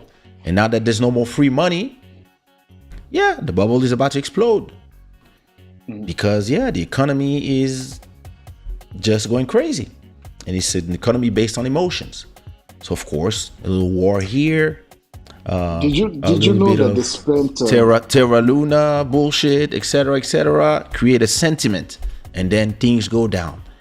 And did you know that's that when they spent $65 billion on Ukraine? $65 billion to help Ukraine. $65 motherfucking billion. And when it comes to when it came to the fight against Al Qaeda in Maghreb Islamic, ACME, they only were ready to spend $2 billion, and $1.5 billion or $1 billion had to come out of the African countries. They have some labs in there. Hey, and then you're gonna tell me that this shit is equal, this shit is normal? Nah, man. African countries needs to understand there's no friendship in this thing. They shouldn't wait for any help from anyone. It's a proof. If this is not a proof enough, listen, I don't know what else they need, man. The thing is this: with all the quantitative, listen, I didn't sleep enough to use complicated words. All these dollars that have been printing, quantitative easing, whatever how they call it, is creating inflation. The only way to fight inflation is to bring down the interest, so that people put their money outside, right, and spend it in the economy. But people with the inflation, with $100, they can buy less today than yesterday. And all these sanctions are fucking the economy, because you don't want to buy money. You don't want to buy oil. Europe doesn't want to buy oil from Russia. It's a mistake, because there's not enough oil for what we need. Not in the US, not in Saudi Arabia, nowhere. So what they're gonna do, actually, they pretend to you guys in the public that they're not buying the oil coming from Russia, but actually Russia sells to India, Europe buys to India, and they buy it at a premium. India doesn't sell the same price. They're like, we send to you, no problem. You used to buy how much? 80, we sell 200. That's what's happening. Now, all these sanctions, stealing anybody who's a friend of Putin, etc., taking whatever they bought and putting them outside of the dollars. This is creating a loss of trust in the dollar. And there's only three things that the Americans care about: the dollar, the petrodollar, because it's their instrument of how the empire work, their guns, I forgot the third thing, And and their army. They only care about those three things. And by doing all these sanctions based on emotions, they are now creating a world where a lot of countries will ask themselves, do we really want to sell things in dollars, knowing that whenever you disagree with us, you can remove the dollars from us. And this is creating a precedent that is going to be very dangerous in the future. Russia, China, India, South Africa, all these people are going to create their own economic system because they want to be out of this one, because the ones who control it are a little too woke for them. So, but you know that they're going to strong arm every other country that want to line that want for. As a matter of fact, they're already starting with their bullshit. No, they will, but the problem is, even if they do, there's a reality of economics. The more money you print, the more inflation is like the. So what they're gonna do? They're gonna print more because they can, but the trust in the dollar, in the euro, will go down, and this will create a domino effect. The same way, just what happened with Celsius and what happened with Terra Luna created a system of a lot of people were scared. They were like, I don't want to be in crypto anymore because of this. So they removed their $200, their $1,000, etc. The whole market went down, and it's going to be the same thing. And what the only thing they can do to save themselves from it and to prevent the system from dying is to print more money. That will create the same thing over and over again. So right now, the best thing you can do is buy everything you can. And when it goes back up, because they will find something. There's gonna be an armistice. It's gonna be the armistice. Zelensky is gonna become the new Jesus. He's gonna have a Nobel Prize. Everybody's gonna say the war is over. Yay! We won. Everybody was gonna say they won. They're gonna find a deal that works, and XRP will win against the SEC, etc., etc. There's gonna be a big, and then everybody, all these people that you are saying that crypto is dead, are gonna be the first one to put their money in, because they're gonna come with that bullshit. We all gonna make it, which is not true. Nah, the smart people will make it. The rest will watch, and there's gonna be some lucky people, and those people, they will be on YouTube. And anyway, and yeah, but the smart people will make money. Yeah, exactly. And on top of that, the thing is that this is where, when you're looking at Boon Shapa in the house. That's right. I'm waiting for my beats, bro. That's why when you see moves like, is it Ecuador, Honduras with the crypto, and Central African Republic? This is obviously premature, and there might be some money laundering situation going on, whatever. But the point is that outside of that consideration, and obviously that's always going to be the narrative that is going to be used against such moves and such, of course, radical changes in paradigm, economically talking. But man, this what you were just saying about what the Americans are doing with their dollars, and literally letting us see live and direct how they can strip you from any and everything that you've had. I mean, Abramovich, and they use emotion. Come on, man. They use emotions, and all that based on freaking emotion and manipulating people. Because listen, at the end of the day, that's just propaganda. I know. Did you see that they were saying that?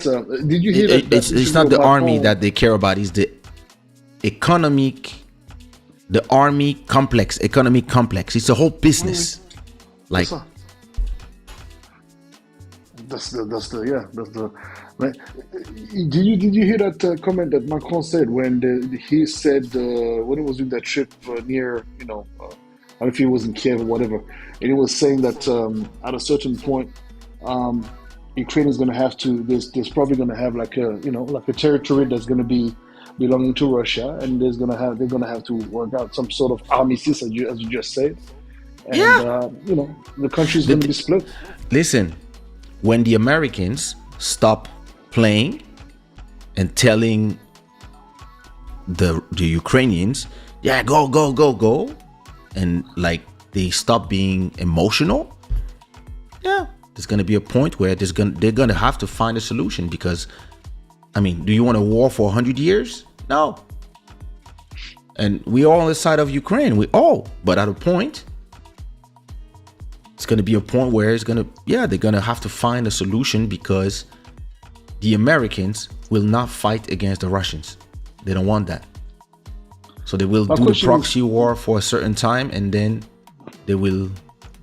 Anyway, we are deviating from the subject, which was the manifestation. Yeah. King Boddhi Satva, what is your next move, and which Congolese artist will you invite in your next project? Well, it doesn't have to be Congolese, but I don't really know, to be honest with you. I know that there's more music coming, and very much to the same fashion of how I do things. I'll just be doing what I do, man. Is there a Congolese artist that you would love to have, like? Oh yeah, there's a couple. There's Lokwakanza. There's I can arrange that. Kofi Olomide. Fali I can Ipupa arrange would that. be dope. Fali Ipupa. Who else? I can arrange that too. Piana. Werason. I would like to work with my heroes from when I was growing up. As a kid and listening to all these Wenge BCBG and Hoga Hoga from Mixa Musica and all these guys from I mean that would be actually we need to speak to Olivier Doumou to arrange this thing, and it's coming. It's coming. But yeah, exciting things are coming up. Donc, look out. What do you think of Drake's dance music album, Deep House? What is the style that you would say about this album? No, it's mainly deep house. I mean, there's very little. Is it African deep house or deep house? Deep house? No, it's not African deep house at all. It's mostly deep house with some small references. They call it African deep house because Black Coffee is one of the executive producers. But that's it. Otherwise, it's mostly deep house with a South African twist to it. I think that the album is well done. I was expecting a little bit more diversity as far as the sounds. And indeed, given the fact that he wanted to experiment more with the Afro house sounds, they could have called a couple of other guys on board to give that full spectrum and super dope album sort of feel. So I have a taste of not enough, but it's well done. It's Drake. I wanted to hear a little bit more of the usual Drake vibes that we may, be expecting some of this trap or, drill, whatever the case might be. Even though there is some reference to that, but otherwise, I think the album, and it's great as an artist. He's pushing his envelope, and you and I had a conversation, and I think your input on your vision and input on this is very fresh. So I think it's great. It's going to open up great opportunities, as you were mentioning. And given your perspective, I think it's great. It's really, Did you great. listen to the Beyonce track? You know what? I have heard a snippet of it, but I need to listen to it. But for the little that I heard, it feels like there's a big, like the next big thing in the US is 90s house music. I had a few people talk to me in the industry, and everybody's telling me, "Yo, we are doing a dance music album.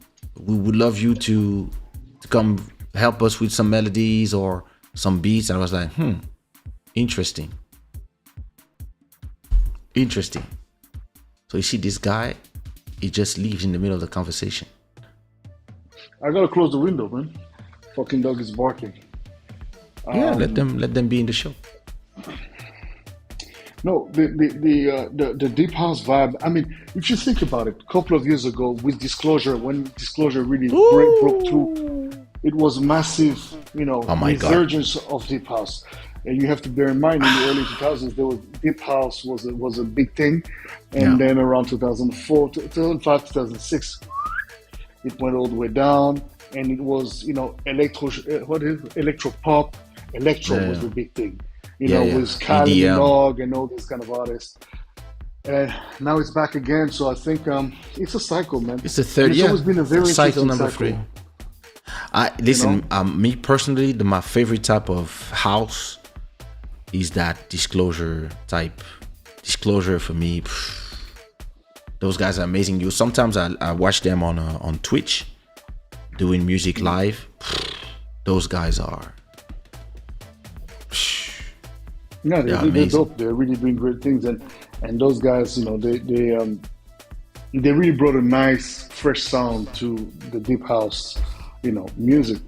Yeah. And ultimately, I think the fact that major artists like Drake and Beyonce embrace the sound, which technically they've been listening to these sounds in their parties, going to course. Ibiza or whatnot. It only it's a natural. He's gonna natural create a thing. big wave. I think he's gonna create a big wave. He's gonna create a big wave. He might also even take a Jersey, how they call it, the Jersey club sound, the ballroom stuff. Like it is. So Listen, ballroom sound, yeah. when you have like the two biggest artists, those people can give the direction. I think it's a good thing for even for South African house and for everybody else, like, because the algorithm will just pick up and be like, yo, wait a minute, like, then you But just see, go the to those problem that I have BPM. again is the same. It's the same thing. It's South African house. Well, like South Africa is the only center point for this. No. Yes, it is indeed. But the problem is that, and this is where the narrative becomes a bit annoying, is because not that I have anything against, because South Africa is indeed the land of house music. Nobody can deny that. But Yeah, house music and house music in general has taken over the continent, or the continent has actually taken a house and made it its own thing. So I think it's only but right to actually, sort of like switch things up a little bit and remind people that, look, we talk about Drake and Beyonce, but what about Diplo? Diplo, if there's one guy, people call him the cultural appropriator, whatever, but Diplo does it right with Major Lazer. Like, when they take a sound, they know how to manufacture Yeah, it in that's a way true. that's going to be appealing. that's true. But And they've been on top of that shit for quite some time. they are amazing. I love what he does, but there's a difference between somebody who has success, and he does, and somebody who can move culture. When Drake, no, Drake can move culture without a doubt. because when Drake did One Dance, I believe that this is the song that took Afro beats where it was, and it went up by itself. All the way up. Davido and all them guys from the UK, Nigeria, they really took it here, but then they were there and they could not go further, and it was already huge.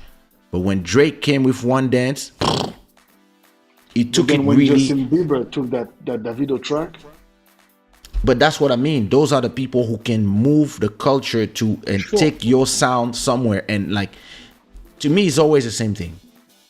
There's the artist way to see things, and then there's the business way to see things. I just see it as opportunities. When those people, Spotify, let me check. Let me go to Drake's album. So Drake. All right. So the album it came out Friday? So in the last 4 days, the album already has around 100 and something million streams. So for the algorithms, the way the algorithms work is very simple. the algorithms will see the waveforms and understand what are the BPMs that are being played. They're gonna be like, oh, in the last 4 or 5 days, there's been 100 million streams of tracks that are around 120 to 124 BPMs from a bunch of people that were not listening to that music before. So there's a new influx of fans, and the algorithms will say, oh, you like this? We have a bunch of other tracks that are exactly the same BPM, and then this is when people like us can benefit by just serving the algorithms those tracks, and the algorithm will say, oh, you like the Beyonce, you like the Drake? Check this one. And that's how we pay our rent. That's how I buy more XRP. No, without a doubt. I mean, it's and again, you asked me the question from an artistic perspective. So yes, but responding to you in the business way, I'll definitely join you on the fact that it doesn't matter how they label it, South African, whatever, deep house, whatever, long as it serves our business, and it's gonna serve it without a doubt. Listen, especially you just released an album, Manifestation. Everybody go stream it. You just released an album. That's right. There you go. Commandez.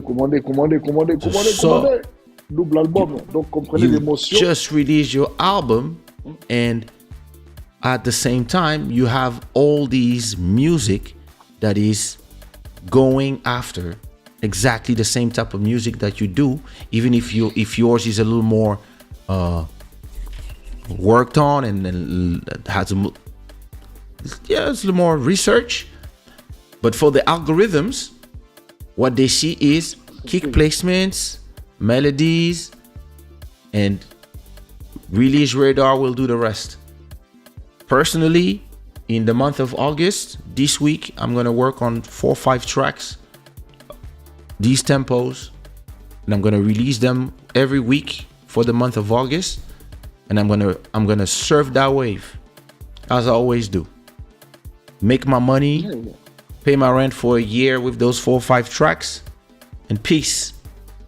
And then think about the crazy music after if I want. And I believe that, listen, this is the first time. It was very interesting. I was on Twitter, and the number 1 trending topic was Deep House. I was like, okay, something is happening. That's the first thing I said to myself. House music was created in Chicago. I'm actually shocked it hasn't been mainstream in the state for a while. Music genres, there's a cycle, like you said. Yeah, and one thing we have to acknowledge, and I like the fact that he's tributed the album to Virgil, because that's the other thing, it's tributed to Virgil album too, right? So being a fan of what Virgil has done in his lifetime, is unfortunately short life, it only makes sense for Joey to bring in the kind of music guys with Black Coffee, etc. I think that it pays homage to Virgil's legacy, because those were his guys, right? So ultimately, I think the album is also something to be for the hardcore Drake fans. They need to put that in perspective and understand that it's a beautiful homage to a man that it is. Has done quite a lot for the culture and for Black people and the diaspora overall, and that's something that has to be commended. And again, as we've been saying before, you have to give the artist the freedom to explore. He's gonna give you the songs the way you like them, but you have to let an artist the possibility to explore and do something else. This culture nowadays is so strange that, like, come on, like, a Michael Jackson album was so many different genres, so many like if you go from Off the Wall to his latest album, there's continuity of trying stuff and trying to explore as a musician. That's what we do. We explore. And sometimes people, and the more fans you have, the more they're vocal. They don't want you to explore anymore. They don't want you, like, if you're not happy, you don't like this album, don't listen to it. Continue to listen to what the rest. But no, they want to be outraged because that's the culture of nowadays. Yeah. People want to find a reason to be mad. Listen, all the time. So what about your summer? Now that your album is out, now that you did fantastic promo. Even me, I was like, damn, I should hire this guy to do my promo because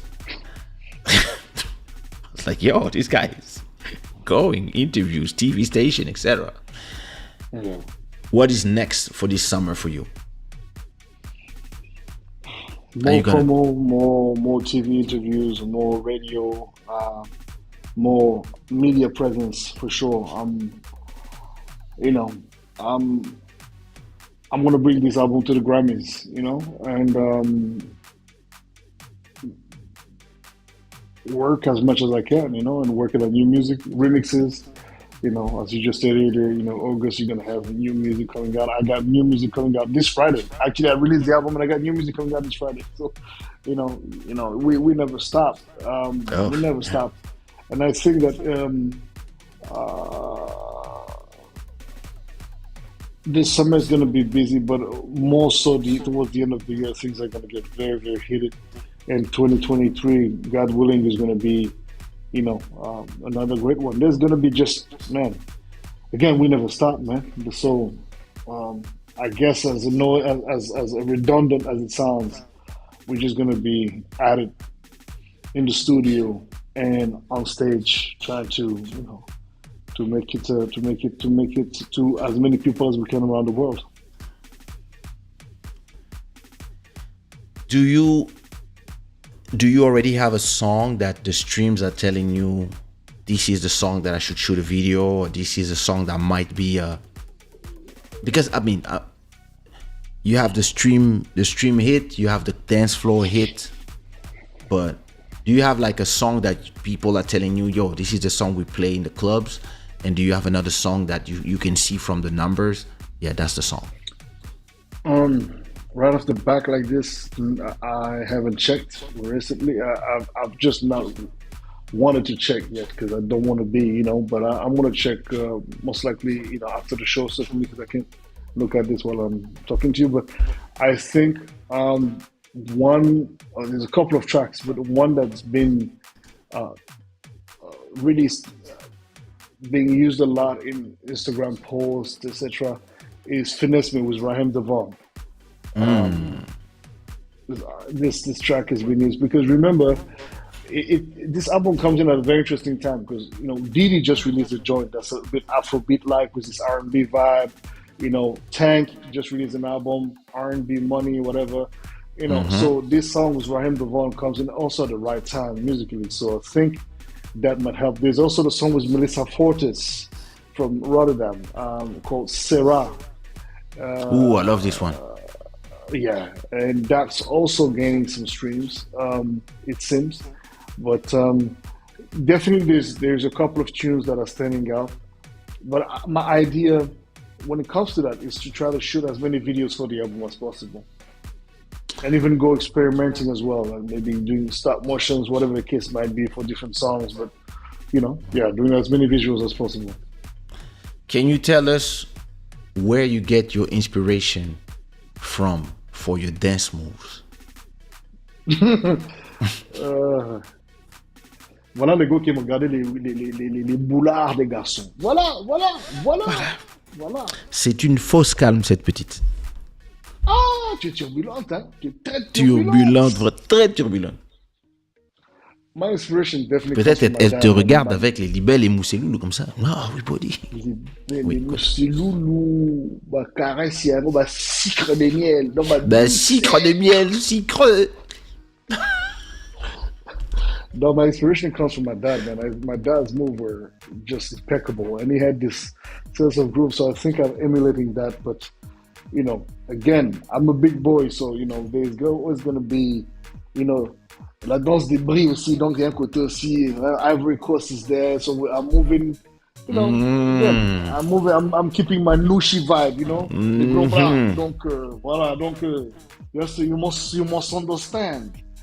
But I think definitely my dad is the great inspiration for my moves. I think, and that's pretty much where I draw inspiration. I think you should do a whole section of your TikTok just of you dancing those moves. You would do your numbers would go through the roof, and that would bring people to your shows. I agree, but I don't know how to make that work. Like I haven't visualized it in my head. I don't know how that would look. I mean, you take your camera from time to time, you play a track, and you just dance. Yeah, of course. Yeah. Just like definitely. those girls from TNC, and it's like those that heard leaving the set and dancing really created something, a huge buzz, and then from there the bookings just exploded. And I've realized that every time you put a video of you dancing on Congolese music or whatever, people go crazy. Yeah, people like it, yes. Because you have the smooth moves. So yeah, I believe that's something that you should explore. Definitely. I mean, it always comes with the promotion of the project, and I think that the reality of the market, as we all know, is that next week people will have forgotten about the album, most likely. But the idea is to keep pushing because there's so much content that it's endless. You could dance on your own songs. You should dance on your own songs. Something I want to do, but I have a thing. So whenever I release an album, that's where my part as an artist is a bit complex. I need a moment to disconnect from the project because I've just been so into it. Yeah, of course. I'm not able to. Yeah, me too. Same thing. After releasing those 50 joints, I was like, yo, peace. I won't listen to that. Peace. I won't listen. I haven't listened to the album since it came out. I can't. It's just there's just too much information, so I need to let it breathe a little bit. Because right now, and as you know, promo work is a lot of people don't understand. But as you just said, like this work that I've been doing this is 95% just me. So we one man operation situation. So it's very demanding on the physique, man. I mean, this week I'm feeling very tired. I know that. I just did a TV interview yesterday, and I did one today, and I'm doing one next week. I know that after my album got released, I just forgot the musician, and I just went into the NFT thing. So the thing I had Crypto.com asking me if I could do a drop like that was dope 2 months earlier, and so I had to really like focus on that, and it helps you to detach as well from the project and come back to the fresh year. That smooth chill dance you do on Kilulu. Shoo. Bunchapa. I need some nice deep house joints. This is what I want. You know what? You should not let him do his thing. Let him give you whatever he's gonna give you. You're gonna freaking this boy can deliver some even if he give you some Afro tech, let him do that because I love Afrotech. With the album of Drake, it was that Drake album and some of the Afrotech that Coffee and Rampa and the kind of music guys did. Mm-hmm. This is going to be right up the alley of what I love. I love Afrotech and deep house. Yeah. So give me both, Boon Shapa, and I'll let you dance on them on TikTok. And we will repost you. That would be cool. Can I get paid? Get to work. Huh? What? It would be nice for dancers to get royalties for their dance. Wouldn't be crazy. Some of them are. Right? Some of them are finding ways to to generate others. Sorry, others. Sadly, they create a dance, and then that's Today, nobody wants to be. People are just mimicking whatever you do. You know. Do you ever get tired of answering the same type of questions when you're doing your promo tour? I think it's the game. No, it's part of it, right? So you can't really get tired. And the thing is that what you said on one channel, or one TV, or one radio station, or whatnot, it touches one specific demographic. You haven't touched the rest, so you have to, obviously you don't repeat yourself like a parrot, but you have to learn to say the same things differently. That's the exercise. Just that's what it was making me laugh when I was listening to Amber Heard and her lawyers repeating exactly the same things all around. Like I was like, guys, you lost. Like, what the fuck you doing? No, it's a big step back for a woman. No, it's a big step back for liars. Anyway. Exactly, deceivers. I think when it comes to Amber Heard, man, that one. No, this is that one. And I think je vais pas perdre la face, even though you prove me wrong, but I will still act as I'm right. No, she is amazing. I find this resilience to be amazing. It's ridiculous, but it's not resilience. It's narcissism. This is narcissism. Narcissistic resilience. I'm right. I'm right, and nobody. Wrong. Listen, like, it reminds me of a few girls that I met. Don't go there, please. This is too many people. Not just girls, huh? He reminds me of your ex, the guy. You know the guy you used to date?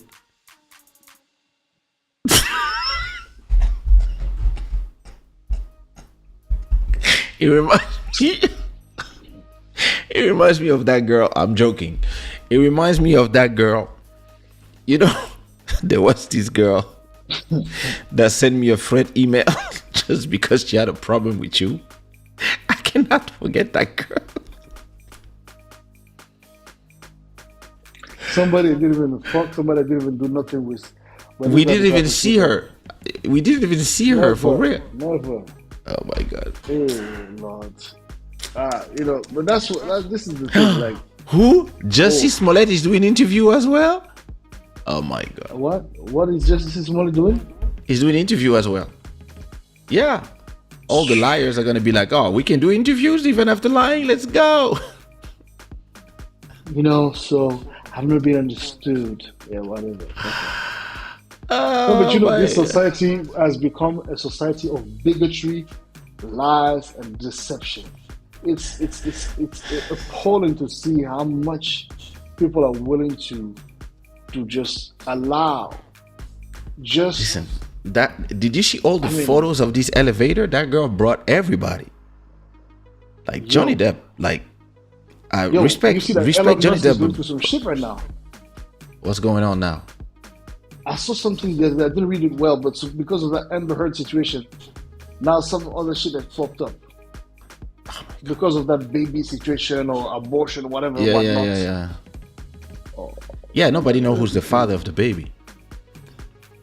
We don't even know who's paying all her money because she's chilling, huh? She's there.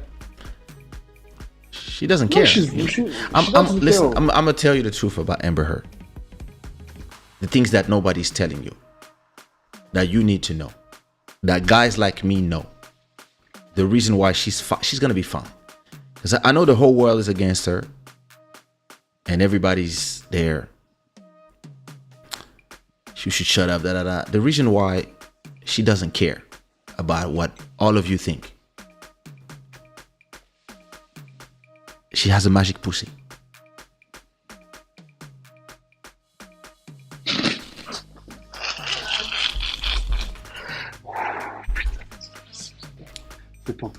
You know what it is?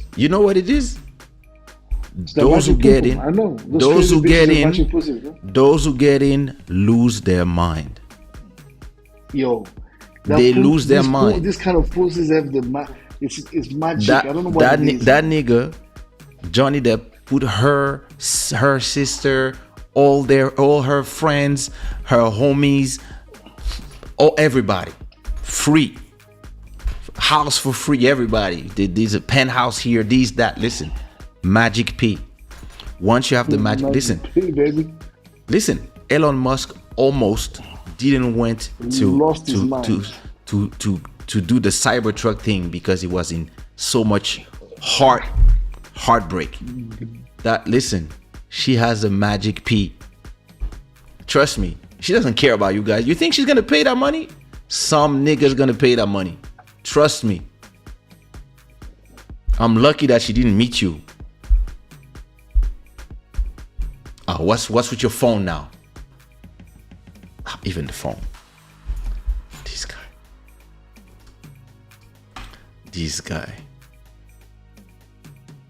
This guy doesn't like my show. Listen, guys, I'm telling you, she has the Magic P. When you listen, I've been in some Magic P's, and they were crazy, and I stayed there. I told you the other time, that girl tried to run over me with her car, and I still stayed with her, and I still went back in there because it was magic inside. It's like when you go inside, there's rainbows and stuff. You want to live inside there. Listen, you guys don't understand. Once you listen, I remember when I was telling that girl, like, I want to remove all the names. I go in there and I want to remove all the names of all the people who've been there. I want only my name in there. Like, when I listen to myself talking now, when I read my old messages, I'm like, what kind of idiot was I? It's the magic person. Oh, je t'aime, je suis amoureux de toi. I love you so much. Like, yo. Tu peux jouir, bébé, jouir en moi. Listen. Yo. You guys don't understand. No, this magic pussy. The most You guys don't toxic understand. pieces you will ever fall, but then you don't, the type of love you feel for that person, it's out of this world. You're like, oh my God, I can't believe I love you so much. Hi, what's You're going gonna on? even And make they have a some. way to manipulate you, man. You're gonna make some noise that you never made in your life. You're gonna be like, oh.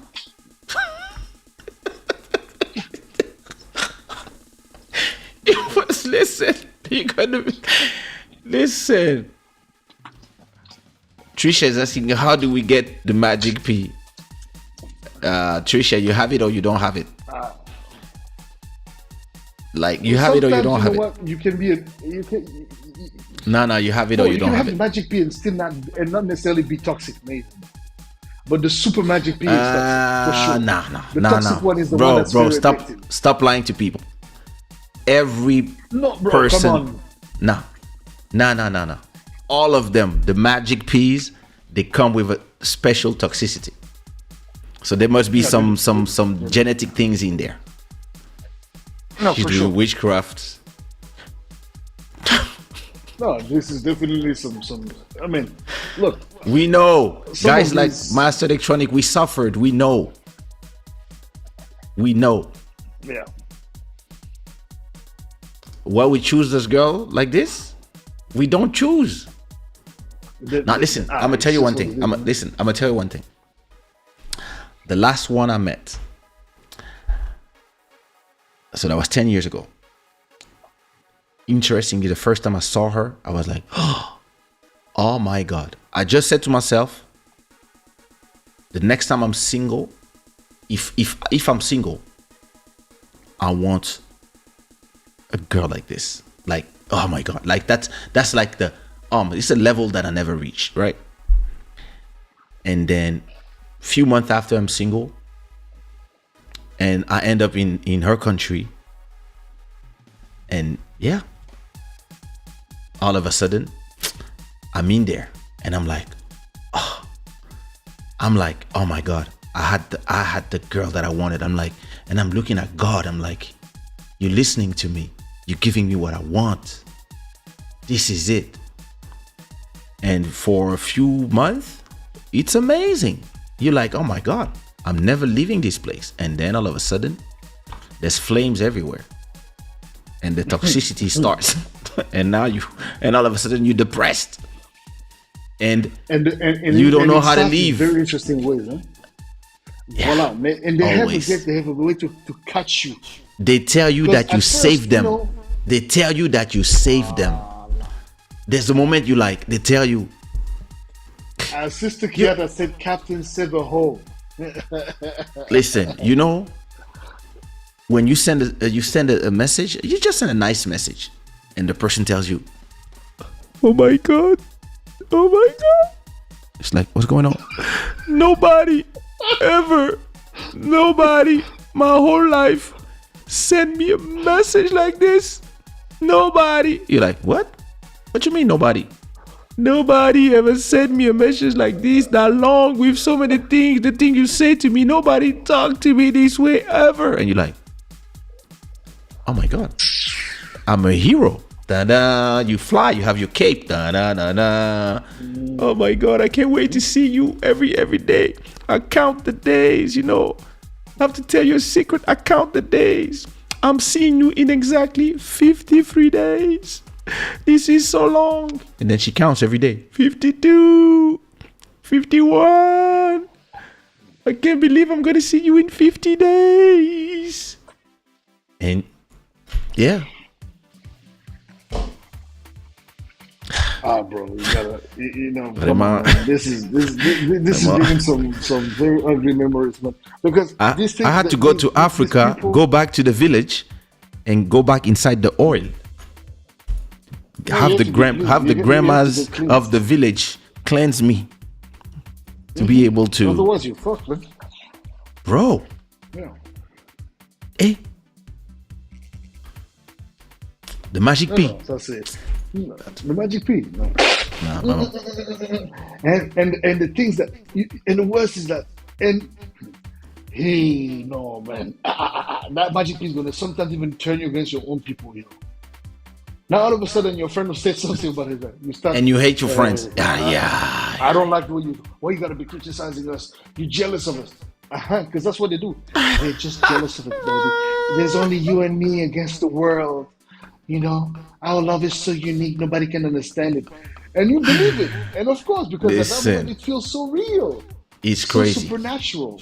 And you know, they say, yeah, you know, people say about us, people say that you are, people say that you're just an artist, you're just using me, and da-da-da. Sometimes I'm scared that maybe I abandoned everything for you, and I'm just gonna be there and feel like an idiot. And people are laughing about me back home, and you're like, leaving you? Oh, just thinking of leaving you, I want to cry. Listen, when buddy, listen, buddy, listen. We've been so dumb, man, bro. Listen, buddy. When Amber Heard said, after she just said, he raped me, he did this to me, we violent me, and then they asked her, do you still love him? And she was like, of course I love him. I only love him. I loved him and I love him and I will always love him. All this was to protect him. I'm sure Johnny Depp was looking at the screen and he was like, I have to stay far away from her, because I know that if she's in front of me, I will fall again in the old shit, even after all that shit. Because he knows. He knows. Those people have a special power. No, you know what? It is extremely special, and it's on top of that, it's vicious because they have a hack that is so well put together that they will unlock, as you like to say, Kaysha, they will unlock any fucking antivirus you have in your system. They For will real, for literally real.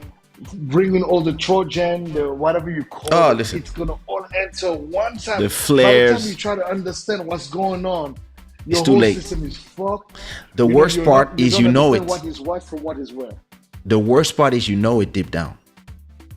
Oh yeah. Oh fuck yeah. You know it, but then you feel like I have to leave. But then you're like, no.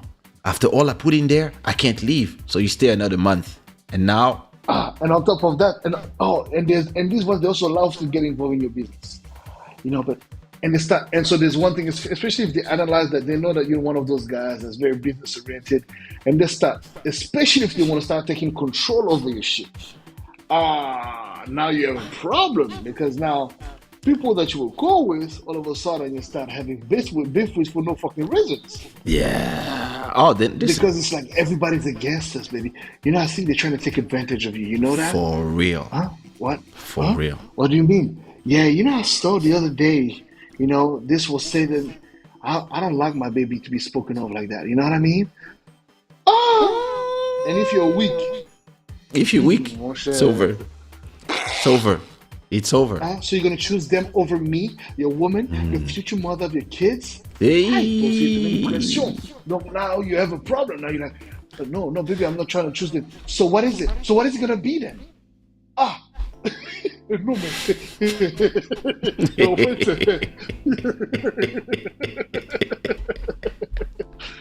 And then she throws that pussy to your mouth. Oh, baby. Le dindon.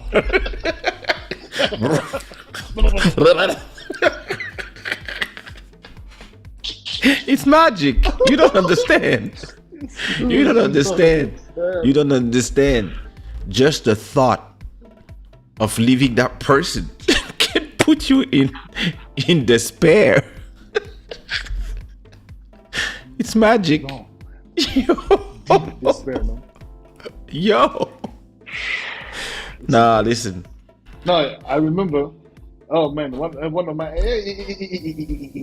I remember. I had like, no, man. Whew. I remember I stayed. I mean, the only way sex would be amazing was if she would create a way, or there would be a situation. I would have not. I understand how it started. I just knew there was a beef coming in, and it was going to be very violent verbally and abusive, and then the sex would just be. You can't even begin The makeup to sex. explain. The poom would be on some. You don't understand, sweet, whatever. You're like, no, but what kind of magic, what kind of perfume did she? No, man, no. Oh Lord, and you just want to get like you love the person so much you want to be molded into the person. Hey.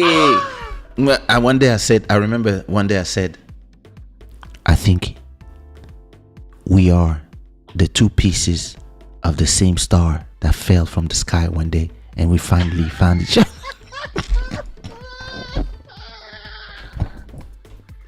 Oh baby, nobody ever said something like that to me. It is true. Oh my God, I love you so much as the sun sets and then rise again. Yo. Yo, bro. Listen.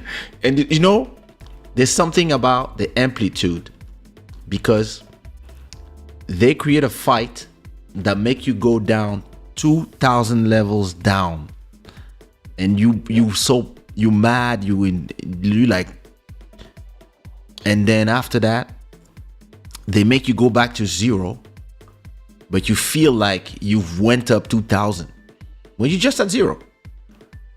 That's how they get you, and that's why they create those fights. Vraiment. No, Listen, they will make you do tattoos. Tattoos. No one. Vraiment. Look, and it's so deep, and some of these are so vicious. And again, it's not just women, and some men are like that, obviously.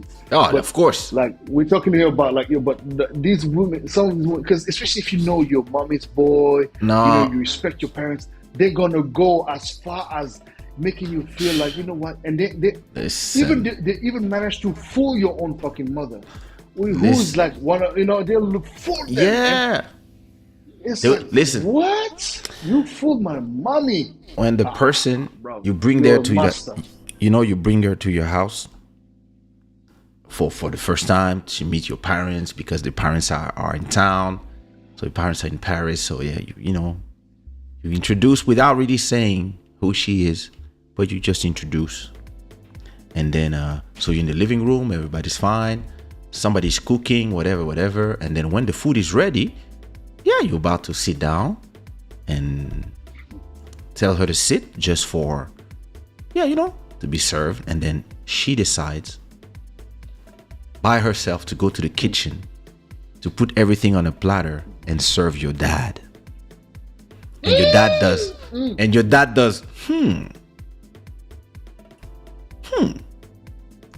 and you like, it's over. And then you're like, oh my God, Mario.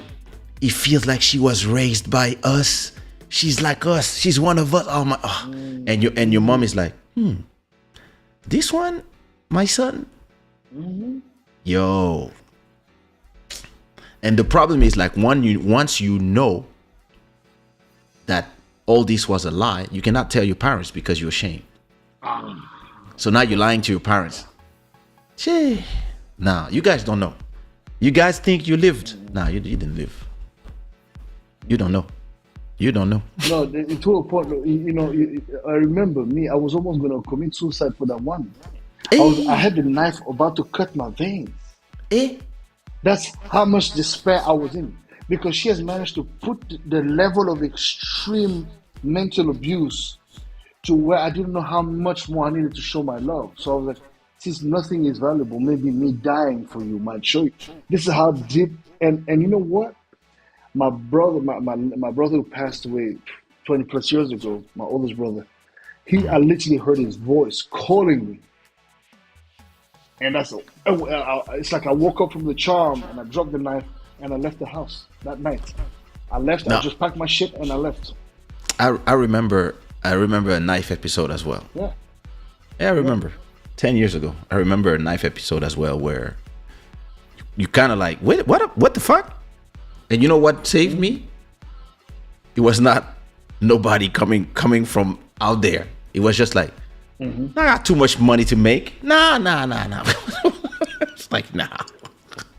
But yeah, I remember like at a point you're like, and you cry like, and you're like, I've always been a good person to you. I don't deserve this. How can you not love me? The person is like, and then after that, the person says, I never said I don't love you. I do love you. It's just that it's complicated for me too. And you're like, yeah, but why you want to leave me? I never said I want to leave you, but you said it 30 minutes ago. But no, it was just a passion. And then after that, that's one. And then you get inside of the magic pussy and you in the Rambos again. No, but me, the night of the when I was almost gonna cut my, that was the one and only night because I that woke up. Nigga was about to cut his vein, yo. We had a fight. Hold on, we had a fight. It was a fight over some bullshit.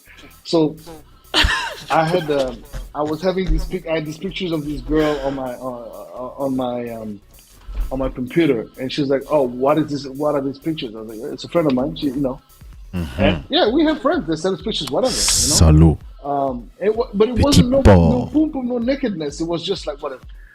And actually at the time I was trying to. I don't know why I had in mind I was going to do like swimwear for women and men, but particularly women. And so, I had all these models that I had in mind, girls that I had access to, because they were fans, and I was gonna, with one of my boys in the States, we were gonna try to do like these apparel, which never actually worked out, anyways. But and she didn't believe me, right? Because there was a precedent. Because one night she had stumbled upon a picture as well, and anyways, bullshit. But and then she didn't speak to me for about 3 days, and then on the third day I was in bed. I was just like, I'm not knowing what to do with my fucking life. She walks in the room and she's like, well, I'm ready to forgive you if you say that you're sorry. I said, sorry? Sorry for what? Sorry for what? You went and insulted my mother, this and that, and I'm the one who needs to say sorry? I said, no, my man, and that. No, dude, that was like, nah, man. I just left. I have a question for you. And that was supposed to be the fight that was going to turn into something else. And I was like, I'm done. I'm out. I have a question for you. Do you think after 10 years, 15 years, all this time, if for whatever reason you go back in, do you think that you would get hacked again?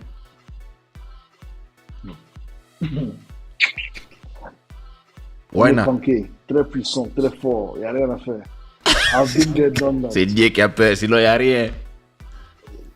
Hey, l'homme a peur, sinon il n'y a rien, c'est bien sûr. Devant ses maïs, il mange tout. No. Are you sure? Even she knows. She No, was I'm my saying, kryptonite at a certain point. But do you think if that I you can was go to fall today? back in it, No, I mean, imagine for whatever reason, you're there, you're in a party, you hear that, you end up in a position where you can go back in. You go back in. Do you see Rambos again, or are you just gonna be like, no, we do what I have to do, and I'm out? it's nice. It's nice during the time it's happening. It's like, oh, that was it. No, no, I'm talking about the mind control. You wouldn't. No. The mind control is over, man. It's done. There's two. It's like, and there's and I think in my case I've done quite the work to really make peace with all of that and not hold any grudge. And, so it's not a situation where, because I know the person hasn't changed fundamentally, Yeah. and so there's But no I agree way with you. I can be hacked into it.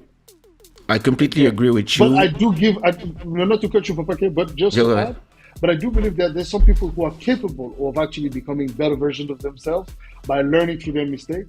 Maybe Trisha was one of them. Maybe Trisha was one of these, toxic women. We never know. And now Trisha is she's the something perfect like, deuxième bureau. she's back in order. No, We never know. she's not. Somebody She's might one of be- the good. She's one of the good girls. Okay. But she happens to have the magic key. Donc, tu vois. No, peut-être good no. girl have the magic key, je Comment sais tu pas. sais? Comment tu sais? She's asking on est obligé de how to supposer. get it. On peut- No, she's asking how to get it, so she doesn't have it. No. To get it, you must be toxic. That's the only way. Exactly. You must be extremely That's the only toxic. way. You have to be toxic. You have to be extremely toxic on a level champignon vénéneux. Non, là, c'est nucléaire, mon cher. Personally, I know that I could be back. I mean, I've been in the situation where I've been back with one after 10 years or 5-7 years. I don't remember. And soon as we were done, we in the bed, and the person, she starts crying. And I just look at her and I was like, what now? And she's like, you know that you and me, we're getting married, right? In my head, I was like, I heard like, run. Dun, dun, dun, dun, dun, dun. And I was like, and then she was like, are you seeing girls are you seeing people at the moment? Do you have like girls? And at that time I was seeing nobody, almost nobody. And I said, oh, I have a bunch. Oh yeah, I'm a hoe right now. So no, right? I'm thinking I'm gonna wait. I was like, yeah, you should wait. But yeah, I think once you understood what you went through, and you had the time to completely understand where you made the mistake and how you actually ended up there, and you know how to take your way back to a normal and out from that, yeah, after that they can never have you again. And actually that's why those people will always love you, and that's why this girl will always, because she never thought that this guy would take her there. So now she's respecting the only, like me, I know mine, one of mine, she never got, listen, nobody ever dumped her ever, and then it was me. Told her, peace, my nigga. But there's something that I do all the time that I wish I could do. If I could travel through time, knowing everything I know now, I would just go back in time and rehave those relationships in such a different way. Of course. You have no idea the things that I would do. Oh man. But you know, what is done is done. I remember I was one of those. I've always been very patient. Like, I'm a very patient guy. Especially if I know a girl's worth it. I'll wait. I still be dating guys left, right, do whatever she does. But I will get it. Like, my thing is that you not because it's a challenge. It's just because we have a story to finish. Hi, but there's one. Hey, Lord, to this day, you know, hey, it's like, no, the energy is something, but it never managed to just get completed or anything like that. But it's just one of those magic moments where it could have happened, you know, and everything was aligned. Mais en fait, les conditions étaient, and you're like, and even now, it's like every time it's like, yeah, I know. And it's cool, you know, we made peace with it, but it's very interesting. The magic peas, again, man, look, and we had a few. And Listen, I cannot explain to you the it's exhausting. Of the pea. But at the same time, there is the anger. Fucking again, it's like, because you feel so angry. Yeah, this is a family-friendly show. What you say? Like, mind your words. This is a family-friendly show. Your show is free. Cool. Every time I'm on the show, it's X-rated, so whatever. I'm gonna get demonetized again. It's just an angry thing. It's like, and it's like, I love you, baby. No one does the way you do. Hey, the perfect size for me. You're just the perfect size. Like, nobody feel me the way you feel me. Oh my God. That one is the magic one. That one is the one that gets you. And because you guys know each other, and this is the worst. Because the problem is that Elle avait du miel dans son become nid. as toxic as the. Oh my God, elle avait du miel, man. Elle a du miel. Le miel. C'est-à-dire, tu dois comprendre quelque chose. One love, Canada. Hein? Big up. La go revient du sport. Transpirante. Toi, tu vas dire non. Fraîcheur, ma fraîcheur. Donc, tu dis, mais je suis dans quel monde? C'est quel paradis terrestre? Qu'est-ce que c'est? Paradis terrestre. Oh, let's go buy some XRP. Bola Crypto. Thank you so much. Thank you so much. Bola Crypto. Thank you. Oh. Catch you Sunday. Thanks a lot, bro. And I hope you got some Kaysha work. Everybody's getting an airdrop this week. But thank you so much for your support. Thank you so much. And you become the stream royalty, yay, with $25. This is a score to beat for the month of June. Thank you so much. You were saying. The Shada gang is very naughty, man. The Shada gang is very naughty. Il y a toujours du miel à l'intérieur. Eh Dieu. Non, mais I'm telling you, man. We are all a bunch of naughty little animals. We suffered. I'm telling you, man.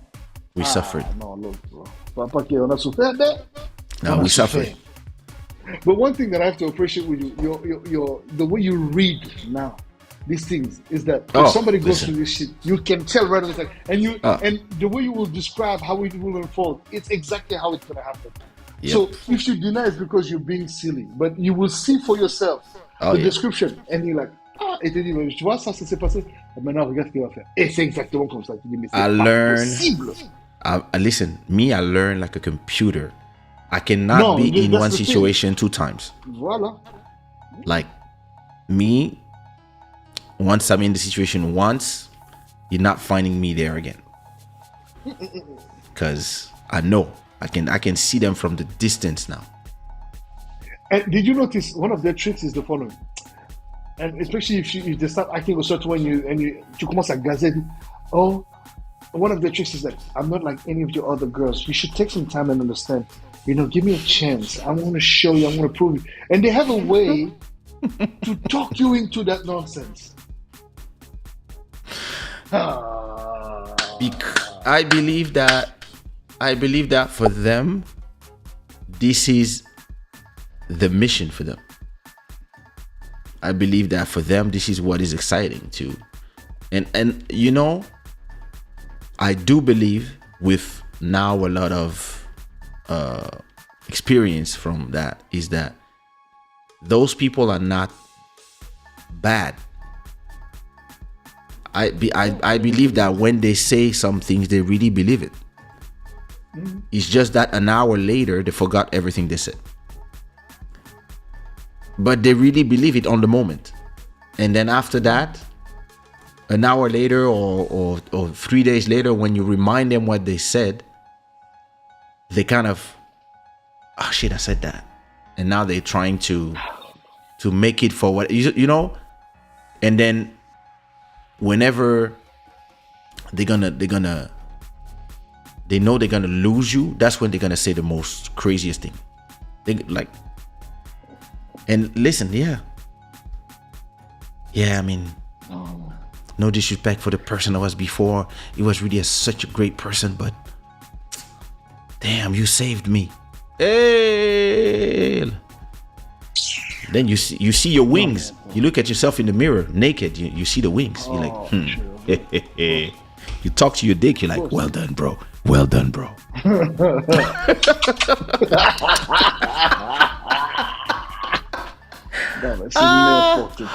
I can't wait for my kids to see this show in 10 years and be like, yo.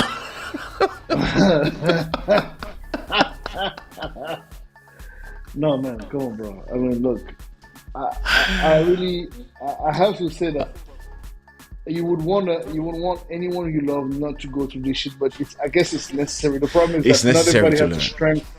Not everybody has the strength to come out of this. Wholly. That's true. Because it really, man, it fucked us up, man. I have a friend. I have a friend who lived that in the opposite with a guy. But I don't know if she would be willing to talk about it because she and her are famous. Her and him have in the US, they're a little famous. So I don't know because if she talks about it, people will recognize who, and so I don't know. So I have to find the right person because I have some friends who went through the same thing with guys. I know one, she gave all her money from touring to the guy. He took the money, bought himself a car, and then got married with another girl. Digmatized. Hey, Digmatized. Mais les gars aussi le pounding, les pounders. Non, vraiment. Là. Très souvent, ils sont boxeurs. Et très souvent, c'est des gars qui ont une certaine violence. Now I'm scared of being in relationships. Hein? Now, the worst part is. Non. Quelqu'un dit les risques du métier. À quoi? Listen. I had an artist that I signed,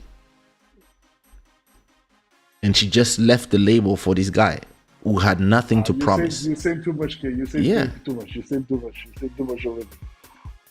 Listen, hey, it happened. That's the truth. Listen, boy, come on now. This guy arrived, got his Dakar in front of her. La mansarde. And he was like, he said, I'm gonna make you a star. And she was like, reset.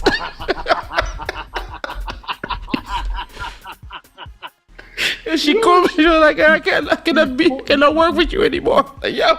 He took that G-spot so hard. She lost everything. He found the reset button. There's a reset button inside. gonna make you. Especially the guys who grab you like this, they grab them like, and then they put it's like, hi, what's that? The fuck? I've never been treated like that before.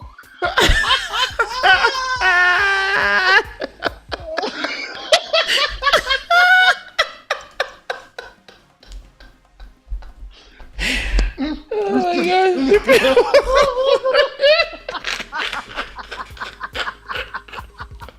What the fuck is wrong with this? You know what we gotta do one day? We have to do a show the whole night. We have to do we have one day we have to do like from midnight till 6 a.m. till sunrise.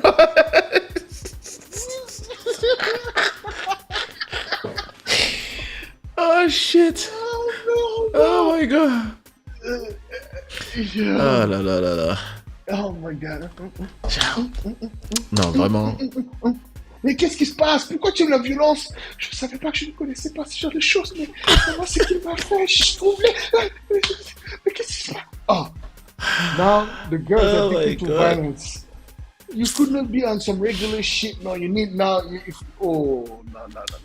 And as you said, and the worst is that then they get a nice guy. I know a guy like that, man. That he lives only off of that shit. Goes mess up, and he has one of these like, I don't know what it does to them. Messes up their brain, scatter their brain, as the Nigerian people say, and they give them money like this. They give them money like this. I know one too. Dude. I know one too. Donc toi tu n'es pas gêné quoi dans la ça te gêne pas. Dis pourquoi ça me gêne? Il faut qu'on me paye pour mon travail, je donne de l'énergie. Hein? Il faut. On en connaît plein. Trisha, ne sois pas choqué. Ça c'est un peu la folie quoi, tu vois. On garde le reste pour le backstage. On peut pas tout dévoiler. Hein? Comprenez l'émotion. But Trisha, just for you to know, we got the magic D's. That's true too. It's just that we just paid our karma sometimes. We did. Moi, j'ai payé mon karma. Moi, vraiment, j'ai payé mon karma. Moi, j'ai payé mal. Moi, j'ai mal payé mon karma. Toi, tu as mal payé. Ah oui. Si. Moi aussi, j'ai mal payé. Non, moi, j'ai payé. Thérapie, hein. Ça m'a amené dans thérapie, ce truc. Mon cher, je dis ça va. Ça va, maintenant je connais le Christ, je me suis remis dans le droit chemin. Non, ça va,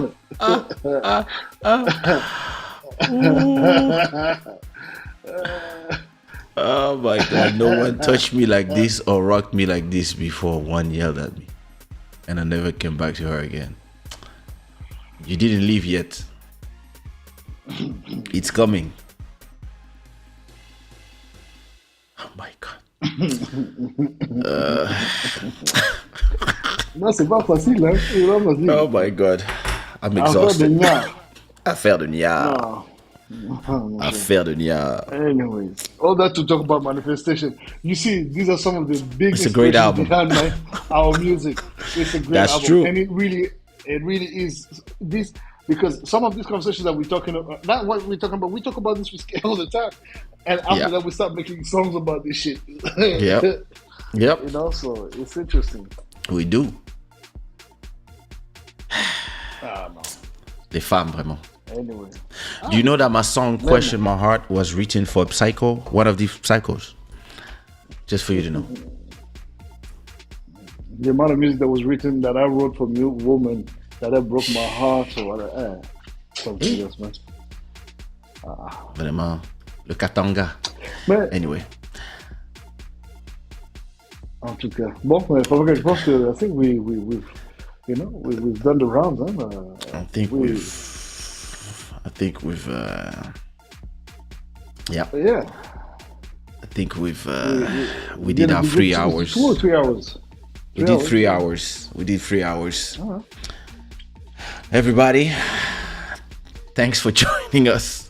This show is brought to you by ShadaWear.com, where you can get this t-shirt, for example, and also Boddhi Satva.com was supposed to sponsorize me one of these t-shirts he's wearing, but he never sent to me. So maybe one day I'll get a sponsorship. Anyway, No, you will get it. But in the meantime, get the album. get the album. Support, stream. Let me put the link again to the album. No, c'est important. C'est important. Oh, where is it? Il faut que les gens. I'm looking for the link. Damn. Too many messages on WhatsApp. You know that I never delete my conversation on WhatsApp with some people. So sometimes when I look for something, it's compliqué. Our conversation. Oh, the link is there. The link is pinned. I'm stupid. The link is pinned in the chat. Listen, everybody, if you enjoy that show, don't forget to put some unicorns and some rainbows in the chat. And never forget to support this show with your super chat or go listen to our music. And yeah, listen, it was fun. You know, when I'm in this state where I went after the state of being so tired that I'm not sleepy anymore, but I can feel it. That's where I am. So I'm gonna let YouTube put me asleep. Whew, what a show! Another great show. Another good one. Another great show. Hein? Okay, listen. Non, vraiment, on est parti de la musique, le milieu de la musique, puis après on est parti dans la politique, la guerre, puis après on est reparti dans la musique, l'économie, puis on est parti à nouveau dans la musique, et puis c'est parti en couille dans les the magic piece. I'm gonna make you a strong.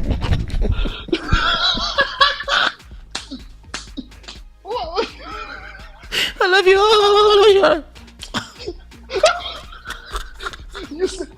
You were the one who sent me that video of that girl was like, hey, she's like, her eyes are just like, Yeah. I'm like, no, the way he's bleaching it up, man. I'm like, dude. He's like, hi, mama, relax now. What's going on? Huh? So much emotions. Hey. Non, c'est pas possible. Les problèmes. Le